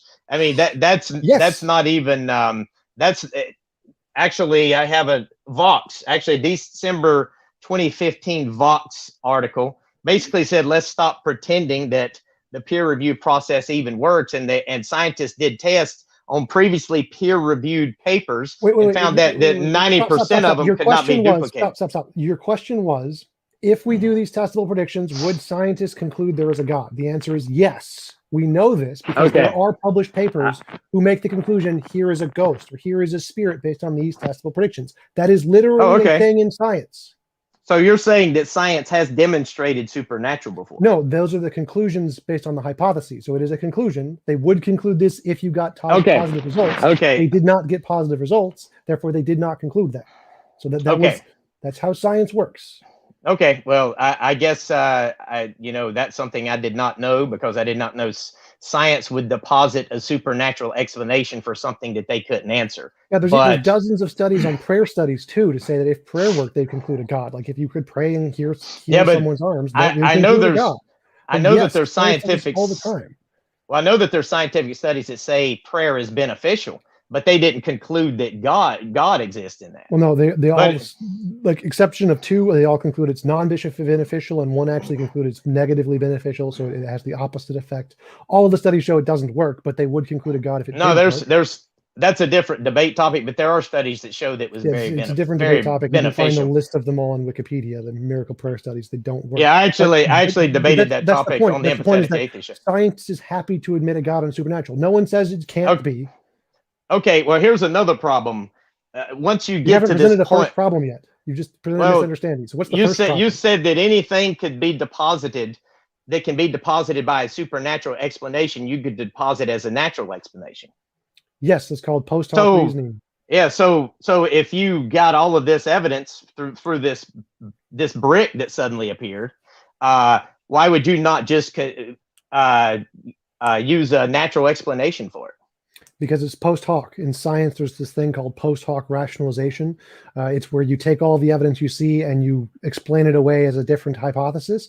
That's always less supported than the one that predicted it before we knew. It's called under. So are you saying that you're doing the post hoc? I'm not. So I don't understand. I'm not in sure. In science, first you say I have a theory, and then you make predictions, and then if you get the predictions right, that's evidence of your theory. That's good evidence. Then another theory can come along and say, well, I can explain that this way. That's not evidence for the second theory. The second theory doesn't matter. They have to predict something new. You made the novel prediction. You have good evidence. They just explained away all the past stuff. That's called post hoc theorization, not good evidence. So if you predict a God, you say, I think there's a God. I predict a gold brick. You see a gold brick. Good evidence of God. The fact that I could post hoc explain it and say, it was aliens or something, that would not eliminate your hypothesis. Your hypothesis would still be the most supported because you can make the testable predictions before we know them. And I didn't. I just explained them after. So let's get back to the example of the brick. We got everything has met the criteria that you're looking for, and then scientist concludes, well, this is evidence for this Hindu god of material possessions. But you said, I don't know if you said it today. You may have said it in the earlier debate. You said anything that a Christian can deposit as can use God to explain, you can explain naturally. So how would you explain naturally these bricks suddenly appearing over aliens? I just said that. Aliens. Okay. Well, that's a natural explanation for you. Yes, aliens. Okay. Are physical beings. Okay. So I think how would you verify anything at that point? Well, I'd have to make novel. I mean, you would just say, okay, well, it's aliens. So then all of a sudden this Hindu would have to say, no, it's not aliens. It then have to come up with another. No, the Hindu still another test. The Hindu still wins. The Hindu still wins. So you would say, okay, the Hindu God exists at that point. Yes, there was more evidence for the Hindu God than for the aliens. But you just said novel predictions. I made post hoc predictions. So if I can explain the evidence after the fact, that is not evidence of my hypothesis. The fact that they were made predictions before we knew them, that is evidence for their hypothesis. So they have evidence, I don't. I can explain it. I can make up explanations to explain it naturally. That's not evidence. Evidence is novel, testable predictions. So why would you say you could just deposit any natural explanation for something then? That's called the problem of underdetermination in science. It's like literally the whole point is that post hoc explanations aren't evidence because anyone can make up an explanation of any evidence. So you're just saying hypothetically you could do that. Yeah. Okay. I understand now. I just thought it seemed like you were setting up a bar that no one could possibly meet. It's just a problem in science called the problem of underdetermination. It has nothing to do with the bar. Which for me, if you already said earlier that even if you had the evidence that this God exists, that the Christian God exists, you would still not be a Christian. Yeah, because he's a mass murdering dictator. So I usurp. Oh yeah. So then at that point, I believe he existed. So that's still evidence he exists. Even if you have evidence like the gold brick thing, I would believe there's evidence he exists, but I wouldn't worship him. I'd say we need to get rid of him because he's an evil moral monster who drowned millions of babies. So my worshiping him and acknowledging he exists are not the same thing. Like even the devils in Christianity know God exists. They just don't worship him. So those are two separate topics. So why would you think it would be better for you to believe that a God you consider immoral exists as opposed to just lacking belief in God? I mean, if evidence, I would base it off of the evidence. Yeah, but what you would consider that immoral because basically God would be coercing you at that point. So I have no idea what you're saying. If there's evidence like the gold brick thing, there's reason to believe God exists.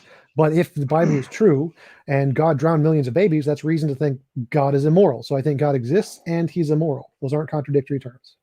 Yeah, I understand that. But if you're, according to scripture, if you had proof God exists, it says every knee will bow and every tongue confess. So basically at that point you would be coerced, and based on your model of morality, any imposition of will is immoral. So I'm not following anything you're saying. Okay. Well, we'll just move on. I don't know. If I could, so it sounds like now that we've kind of come to this where we have this ability to make novel testable predictions, and we agree that on both sides that would account for reality, or would show that this is true in reality. Matt, are there things that you would say Christianity can make or has made novel testable predictions that you guys could talk about? You mean from a scientific perspective? No, I don't know that I could. I'm just like, you don't obviously have to use this one, but yeah, like here's how I approach it. If the teachings of Jesus Christ is accurate, there are certain things that I would expect to observe in reality based on what the Bible teaches that I think can be observed in reality, and that can kind of back up Scripture. Does that prove Scripture is true? I would, no. Obviously, it wouldn't prove it in the sense that someone could still deny it, but I think it supports the evidence that it supports the Bible. Yeah, maybe we could talk about a couple of those. Well, I mean, Well, like I want to pick up on that. So what he just said was that if Christianity is true, there's certain things you expect about reality, which then lead towards Christianity. Like if it rained, I would expect to see the grass is wet. Oh, look, I see the grass is wet, therefore it rained. Do you know which fallacy that is? Yeah. Which one? Similar to that. Yeah. Okay. So like when I asked you just a few minutes ago, and I did this for a reason. I asked if God were true, would you become a Christian if you had the evidence? And you said no. Well, in Scripture, and you viewed God as immoral. What does this have to do with the topic? Well, in Scripture, it talks about those who reject God, What believing, viewing. Well, I'm saying that you can observe this in reality. Yeah, I think he's good. Go ahead, Matt. And the fact that you're actually verifying what Scripture would say as an atheist. I mean, an atheist says, or the Bible, it says, a fool says in his heart there is no God. It mentions that two times, Psalms 41 and Psalms 53. There's also another passage talking about those who reject God. And then there's passages like, what is the Almighty that we should pray to him? What benefit do we have praying to him? Kind of a mocking of God. And I see this in reality with atheists, their response to God, kind of almost an emotional people make reaction. Fun of silly beliefs. That is definitely true, but that's true of all beliefs. Like if there's a silly belief, we make fun of it. That isn't evidence it's true because people make fun of it. I think what he's saying is, and just so that we're all clear, I think what he's saying is that the Bible, in a sense, predicts that atheists will take this position, and so atheists are taking this position. Therefore, that's evidence. What? Yeah, right? Oh, mind blown. Yes. Not everyone accepts the position. Oh my God, magic. Well, it's the reaction to the position that I think is even more. It supports it. Nobody knew. Wait. So nobody knew that if you introduce a new idea, people are going to ridicule it. Never happened in any human history ever before. Not in ever. It's the first time ever. Christianity was the first introduced idea that people made fun of because they thought it was dumb.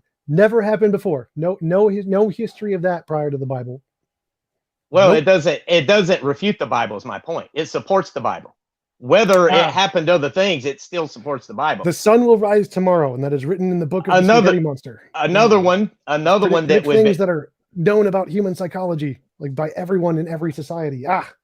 Well, I mean, there's let's just articles ignore the out six-day there. creation and the incorrect timelines and all of the factual falsehoods about history. But hey, it predicts some people won't believe it. I think you're kind of gish galloping here and trying to avoid the topic. Well, it's just one topic, so I'm staying on topic. So you were talking about reality. There's studies that have shown that, and actually David brought this up in the last debate, that atheists become emotionally aroused when daring God to do terrible things. And then there was some studies where scientists have looked into atheism and argues atheism is psychologically impossible because of the way humans think, because humans are naturally drawn to kind of consistent religious or I don't care what he says. He's wrong. I'm an atheist. I just disproved your point. So I can just annihilate your entire argument with one line. Psychology isn't evidence. You can't say people believe, therefore it's true. Or people don't believe, therefore it's true. You don't consider psychology whatsoever. It's not evidence of metaphysics or ontology. No amount of people believing is evidence that it's true. Most people believed the world was flat. It was not more likely to be true the world was flat when most people believed it. It's not evidence that reality is with or without a God, depending on how many people believe it. The belief is not evidence. So all of the evidence you presented is some people believed. Like, that's nice. That's not evidence. So when Oxford done this study where they looked at people through all walks of life and seeing about beliefs and traditions and stuff like that, and they found that children, even as early as 3 or 4, naturally are looking for purpose and meaning that this life, an evolutionary worldview, doesn't have to offer. would that not be evidence that No, there that's is evidence of type 1 and type 2 fallacies that we literally know about in psychology. delusions, as Type you 1 and said? type 2 errors. So so you believe the whole Judeo-Christian Western civilized ethics that we are built upon is built upon type 1 and type 2 errors? Yes, every society, Okay. every human has ever built is based off of their societal evolutionary baggage that they made up to try and help them survive, obviously. So at that point, there's just no importance for truth whatsoever. I mean, if we can be successful, that doesn't make any sense. I have no idea what you're saying there. Like, I mean, at that point, who cares if what would be the purpose of trying to argue with a Christian as to the existence of God at that point?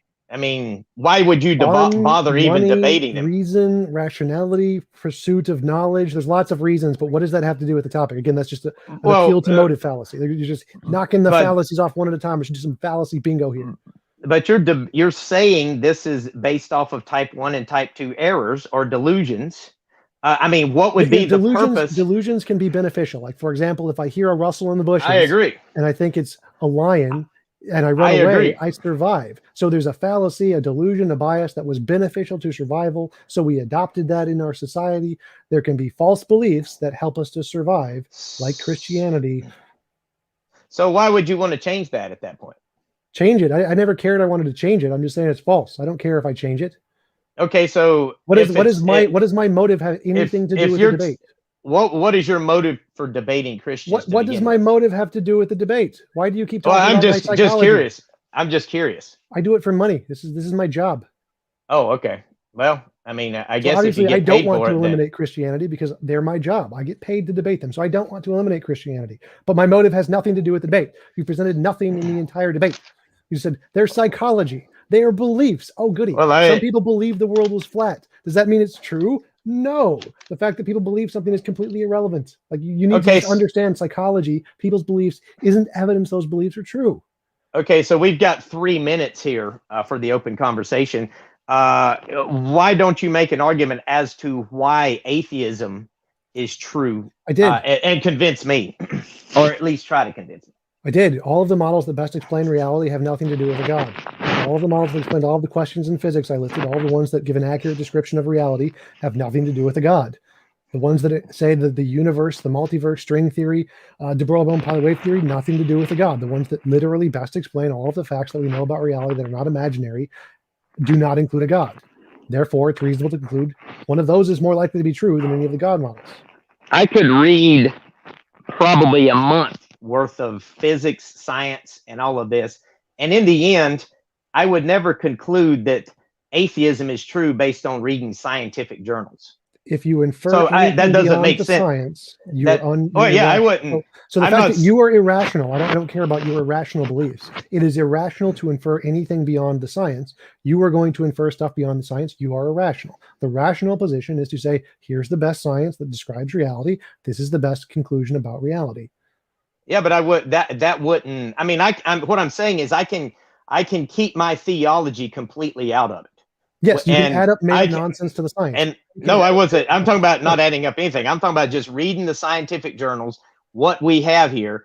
I can read all of this, and in the end, I'm not going to say, "Oh, yeah, I lack belief in the existence of God." I don't care about your irrationality. So I can take all of science, read all of physics, and say, "I still believe in magical leprechauns on Alpha Centauri." That doesn't matter. Like, I'm still being irrational if I believe there are magical leprechauns on Centauri when there's no evidence to conclude. The rational thing to do is to follow the evidence wherever it leads. I look at the scientific evidence. I conclude things based off of the scientific evidence. If you have a different conclusion that isn't indicated by the evidence, you're being irrational. You're making stuff up.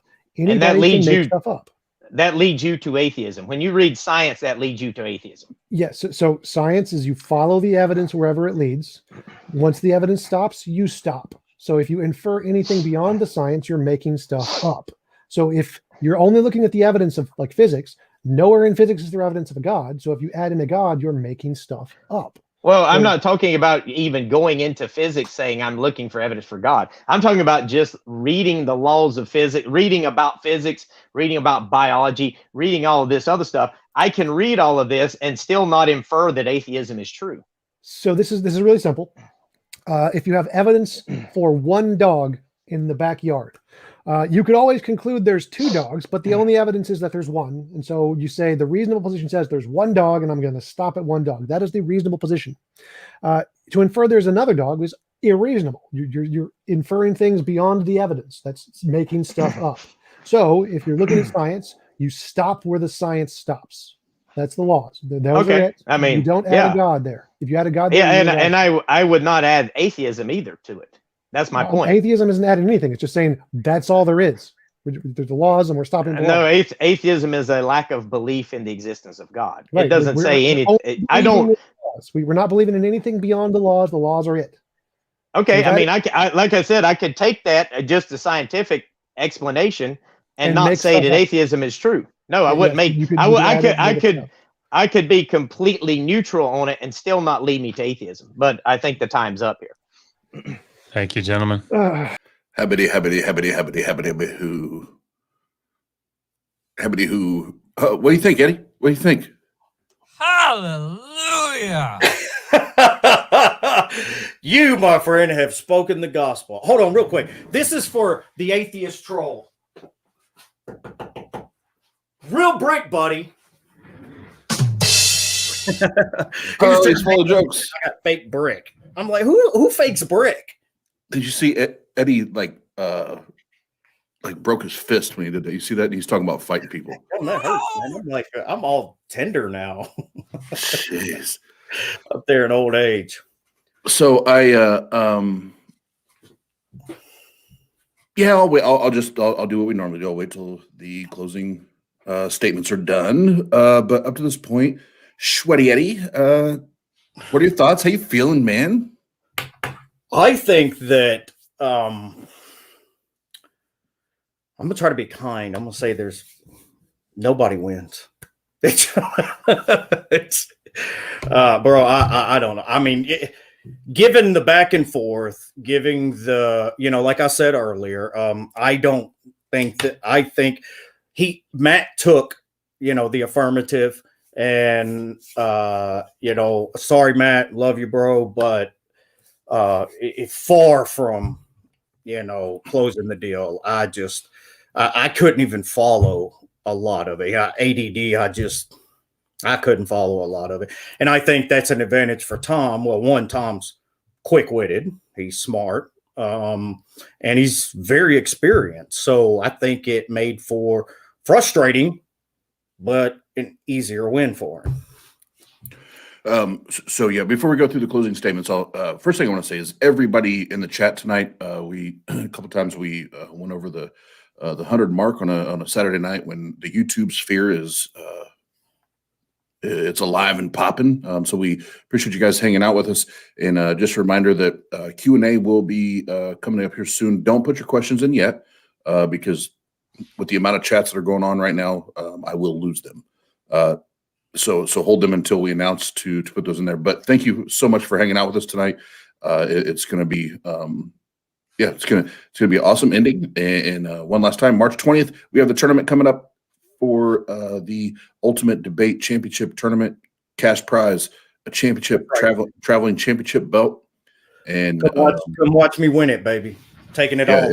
It's going to be awesome. So the last part here is the closing statements, and this is when you get to put your you either put your exclamation point on this and drive your point home, or it's a swing and a miss. The finest dogma found in Arkansas, bro. That's imported from Little Rock. You get Eddie, we're talking about a debate, and you're still talking about that damn brick wall. I know. I'm sorry. What kind of co-host are you? Bro, you're coming back on my show and I'm clowning on you. But let's get it back on here. So they will have 10 minutes, 10-minute closing statements, and then Eddie, you and I will announce a winner, loser, and then we'll get into the Q&A. So, ladies and gentlemen, let's do it.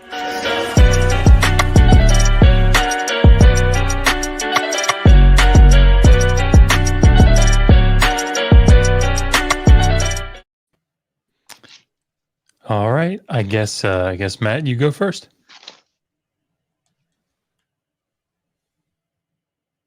Muted again. drop in and come back out. Come back in. My screen is locked up again.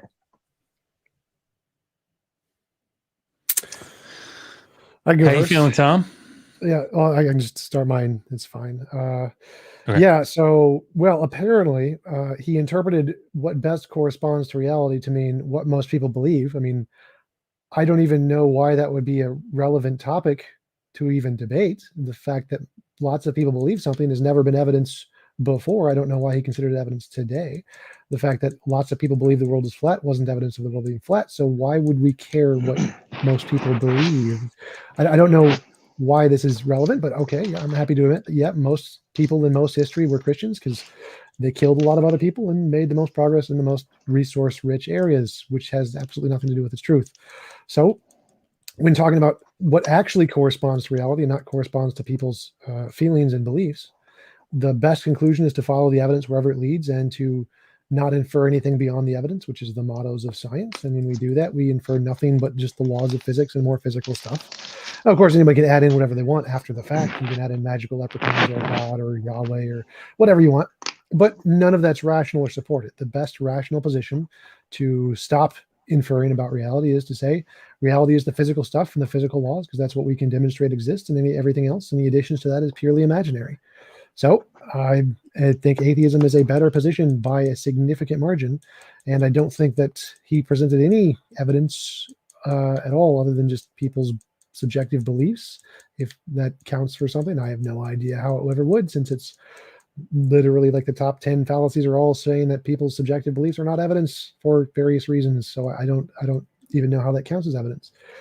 Yeah, and I'll conclude there. Okay. Matt, while you were out, a gold brick appeared, which was really interesting. I just thought we'd point that out, but just kidding. I think you're muted.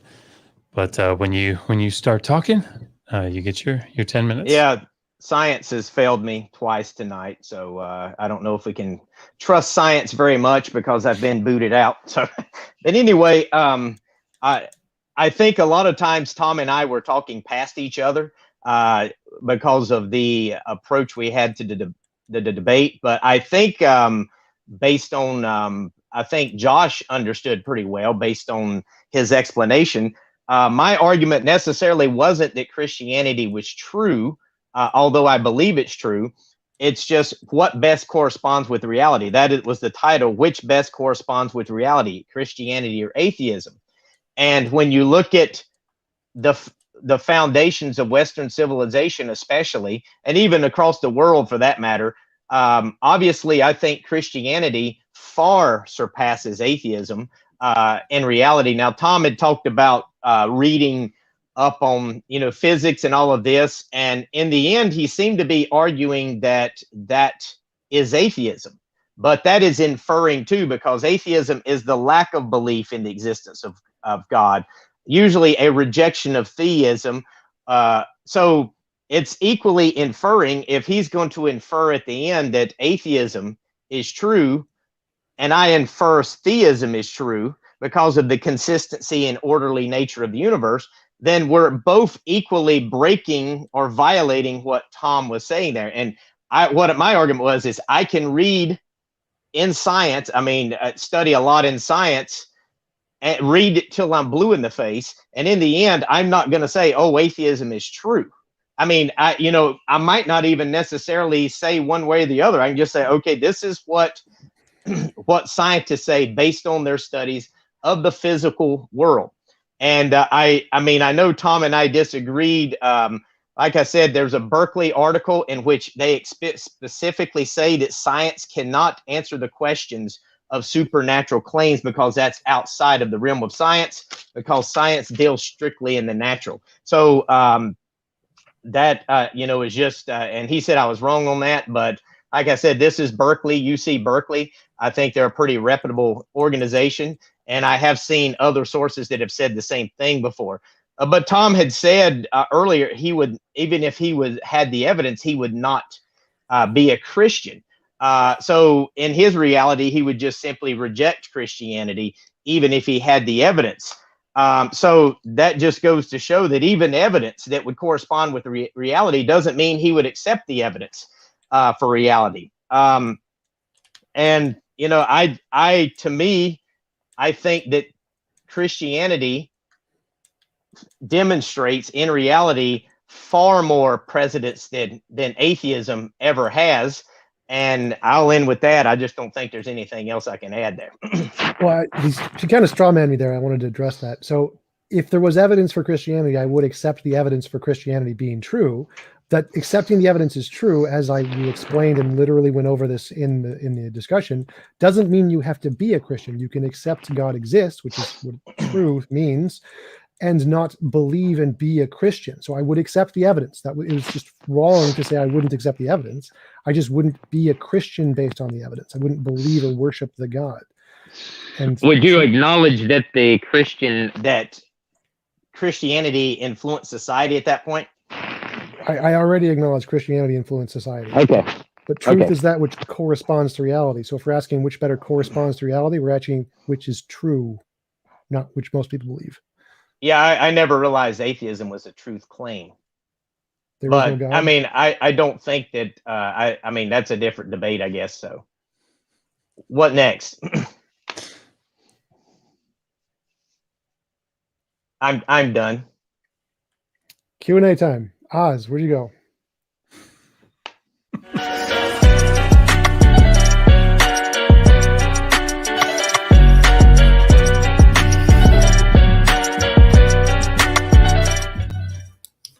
I like making them wait. I like that awkward pause where they all just kind of. Y'all chill. We're gonna come in here with the we're gonna be the pimps that walk in the room late. Yeah, they just kind of stare. Like, stop scaring me, man. Steve scares me. He's one of those quiet but deadly people. Oh, this one's even worse. Oh my gosh. Oh, did you see he put the little white thing on the axe? Come on. Oh, yeah. Sit around and think about that. Now, what kind of person does that? Oh man. Yeah, he what was that? He put the little scope on the sight on the top of the axe. Yeah, all them talking about this fighting crap, like, you know, we're like 90 years old, like we're gonna anybody's gonna do anything. And ain't nobody said nothing about Steve, who's, you know, rolled with the Gracies. I mean, come on. I'd rather fight Oz than Steve. You're probably right. He's younger than me. That's it. Yeah, he's probably in better shape than both of us too. Yep. Faux show. All right. Well, Eddie, I always, you know, obviously we are the Atheist Roundtable, so we're the Atheist channel. So I always give the theists, the Christians, whatever, the first go at it. What's your what say you? What say you, man? You know, I feel bad because I don't think I've ever voted that a theist won in the debates. That closing changed everything. You know, I think TJump lost. No, it was too much confusion. There was, I couldn't follow exactly where Matt was going with it. I mean, Matt gave it a good effort. I think, you know, he had some good rhetorical responses, but, you know, those who aren't, you know, into philosophy and things like that might have missed them. Tom doesn't. I mean, he caught them. But just, I mean, style, quickness, wit, intellect, man. Tom takes it. It's we're gonna have to get some theists on here who can debate, man. Yes. So for me, and I just take it doesn't matter to me what the argument is. We could be, it could be a debate on Santa Claus. It doesn't matter to me. It's who better presents their argument and stays on topic. And for this one, first of all, I always like to say that you know, TJump comes prepared every time. I think he rolls out of bed prepared to debate. I think it's just the bro debates people are playing games. That's what I'm saying. And Matt, same thing. Came well prepared, opening statement, and I always do appreciate that, especially for, you know, because yes, he's representing himself, but also representing our channel when he comes on here, because we're putting this out to the public. So I appreciate when people are prepared and ready to go. So I do have to always give a tip of the cap to that, because we have people that don't do that. And they don't come on ready. They don't come on prepared. But actually, what the reason I'm going to give this to TJump is because the question was, which better corresponds to reality, and I felt like Matt's argument actually more confused me than brought me to a point of understanding how it would correspond. And it should not add to the confusion. It should eliminate that. So I think that's something that for the next debate, Matt can go back and say, okay, how can I make this a little more simplistic? Maybe questions more directed towards the topic. I don't know. That's going to come down to him and his style, but that's my takeaway on it. That's what I got out of it, and even watching the comments and everything from both sides. The theist and the atheist. It wasn't just my opinion. I feel like that was across the board, but so I'll say that, and then if anybody has any questions, make sure you tag me.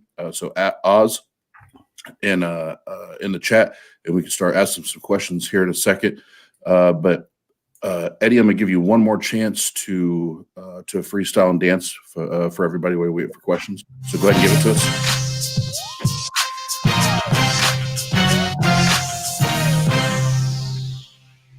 Yeah, it's hard doing it, Jared, man. I'm sorry. My rhythm left with my age. It just That's okay. That's okay. I'm getting ready to bring Tom on here. I know Tom will deliver. That's right. Yeah. Oh, yeah. I got to see that. Real quick, I think this is very important to throw this out there. This is why defining terms is so important. Not just definitions, but what you're talking about being clear and concise, because I think there was a whole lot of talking past each other. And that can be, cleared up in the beginning of it. So, well, and credit to Dr. Josh, and he did have to bounce out. Yes, the final round. Yeah, he's got to do some work, but I feel like he did a great job of trying to assist there. I don't feel like we ever got to home plate, and oh my God, why is my computer doing that? Stop it. Oh, I'm just glad that he moderated and not me. I might have said, Oz, take me out of the stream. Let him go at it. So let's get the guys back up here, and we'll do whatever questions we get here in the chat. We'll ask, and then we'll rock and roll.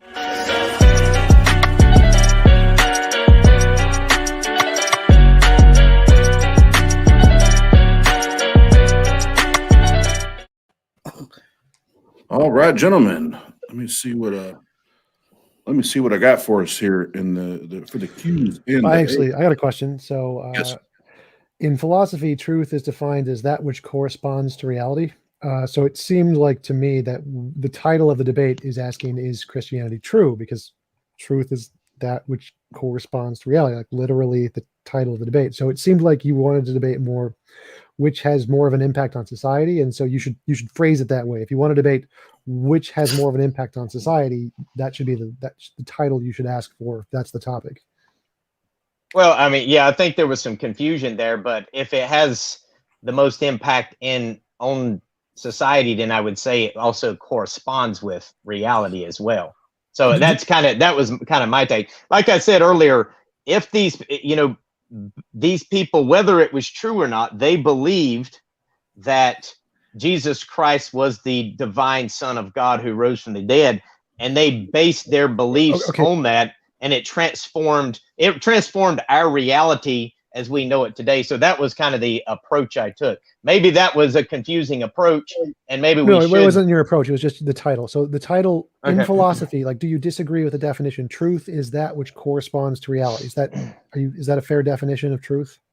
Yeah, I suppose. Well, I mean, you're asking a Christian. I don't necessarily use philosophy.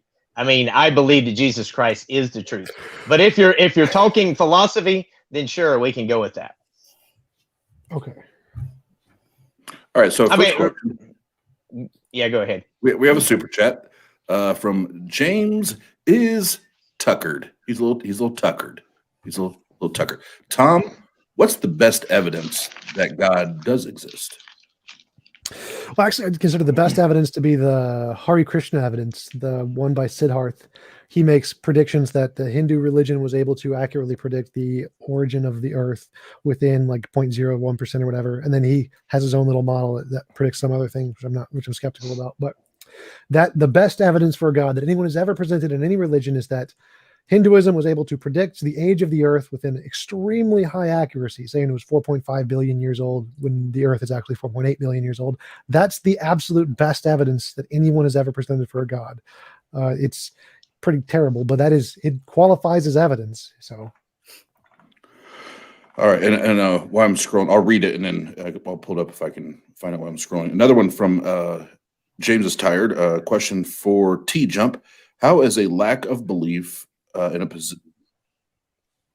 Hold on, let me reread that. How is a lack of belief a positive position to speak to any position? It's a lack of position, correct?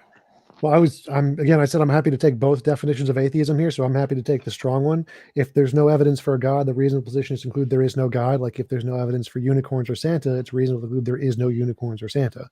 If all of the best models that accurately describe reality include just physics, you should stop at physics and say that's it. It's just physics, or infer more physics, not infer a God. So the most reasonable position given atheism or given science is continue the same pattern of more materialism forever. No God. To conclude there is no God, it's just more material stuff. That's the most reasonable position. So there is no God. The atheism, I was taking the hard atheism one for this debate. Okay, fair enough. And then here we go. Super chat. Thank you very much, Atheist Cats. $5. Question for Matt: Would your argument have been more successful if you focused on TJump's argument here instead of past debates? Instead of past debates? Well, I didn't. My opening wasn't focused on past debates. I made my opening statement. So, no, I don't think that it would have been more successful. I mean, when you get into the conversation, it could lead down different paths. And obviously, certain things he said in the past I thought was kind of beneficial here, such as the brick praying for a brick thing. I find that kind of problematic, but he doesn't. But so I thought it would be good to focus on that. Okay. Hold on, I had one more here. Where'd you go? Hey Matt, every time you turn your head, your mic brushes up against your shirt and we hear like static, just so you know. Oh, Tom, does your ability to debate and crush every opponent come from your chair? Yes. All right. And question, Tom Jump, have you heard of supreme naturalism? If you have, Nope. What are your thoughts on it? Nope. Never heard of it. Okay. I'm not going to read that one. Hey, I need some entertainment. Come on, baby. Read it. Question for Eddie. What's it like always having to try to bite at Oz's ankles? Ooh, no, you didn't. Yeah, that's for you, buddy. Yeah. And then we'll do this last one here. For my buddy Jim, TJump, is your chair God, or is it as close to God as we will ever get? There's no evidence it's God. That's why I'm an atheist.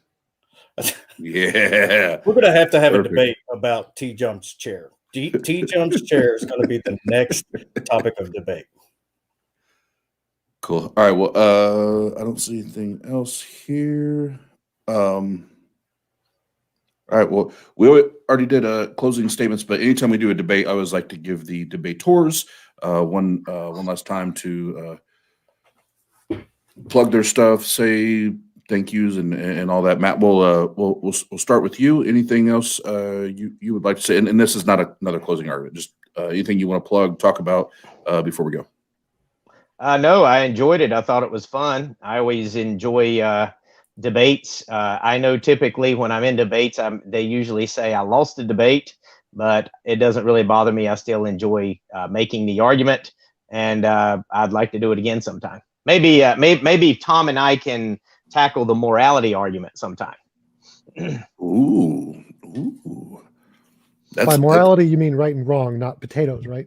Just Yeah, I guess the standard for morality. What's the best standard for morality? Morality, the Christian tradition or your standard? Because I find your standard kind of interesting, so we could debate that.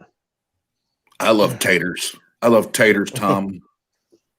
Yeah, that'd be a good fresh debate that nobody's heard before. Hold on. Everybody stop. Pause. Everybody. Tom's chair is in the building. It's got its own post. That's nice. Hey, Tom, can your chair come on to my show? Just a chair. yeah, but it charges. You got to charge like $100 an hour, I think. Ooh. Hey, I make good money. Yeah, I might be able to swing it. And then, Tom, anything you got coming up here that you want anybody to know about? I don't have any idea. Like, I have it saved in my calendar, and then I pull it up the day of and go to it. So I think I have something on Monday with Atheist Edge, Jim, cool. and Stephen Hoyt, something about properly basic beliefs. Yeah. Sweet. Ooh, Reformed epistemology. Ooh. Or just proper functionalism. And one last plug, Eddie and TJump will be part of the first debate tournament on the 20th. And Tom already told me he's going to destroy Eddie and everybody in his path to that $500 or $600. No, he's not. So He'll get put out in the first round. So, but no, I need like one or two more debaters. We had a couple people had to drop out, and I need a few more judges and mods, and then we'll get it on. But thank you guys so much for the conversation tonight. And as always, this is the Atheist Roundtable. Eddie, anything you want to say? Plug before we go? Yeah, y'all can visit me at Brewfax on YouTube. I go live every Tuesday, 7 Central, and every podcast platform. And I'm trying to get special people on, like the guy down in the corner there. We'll see. Maybe it'll work out. Don't go there. Don't go to that channel. No, I'm kidding. Go check out Eddie. I'm going to take your keyboard away from you. But thank you guys for watching, hanging out with us tonight. And we'll see you next time we go live with another debate. Peace out.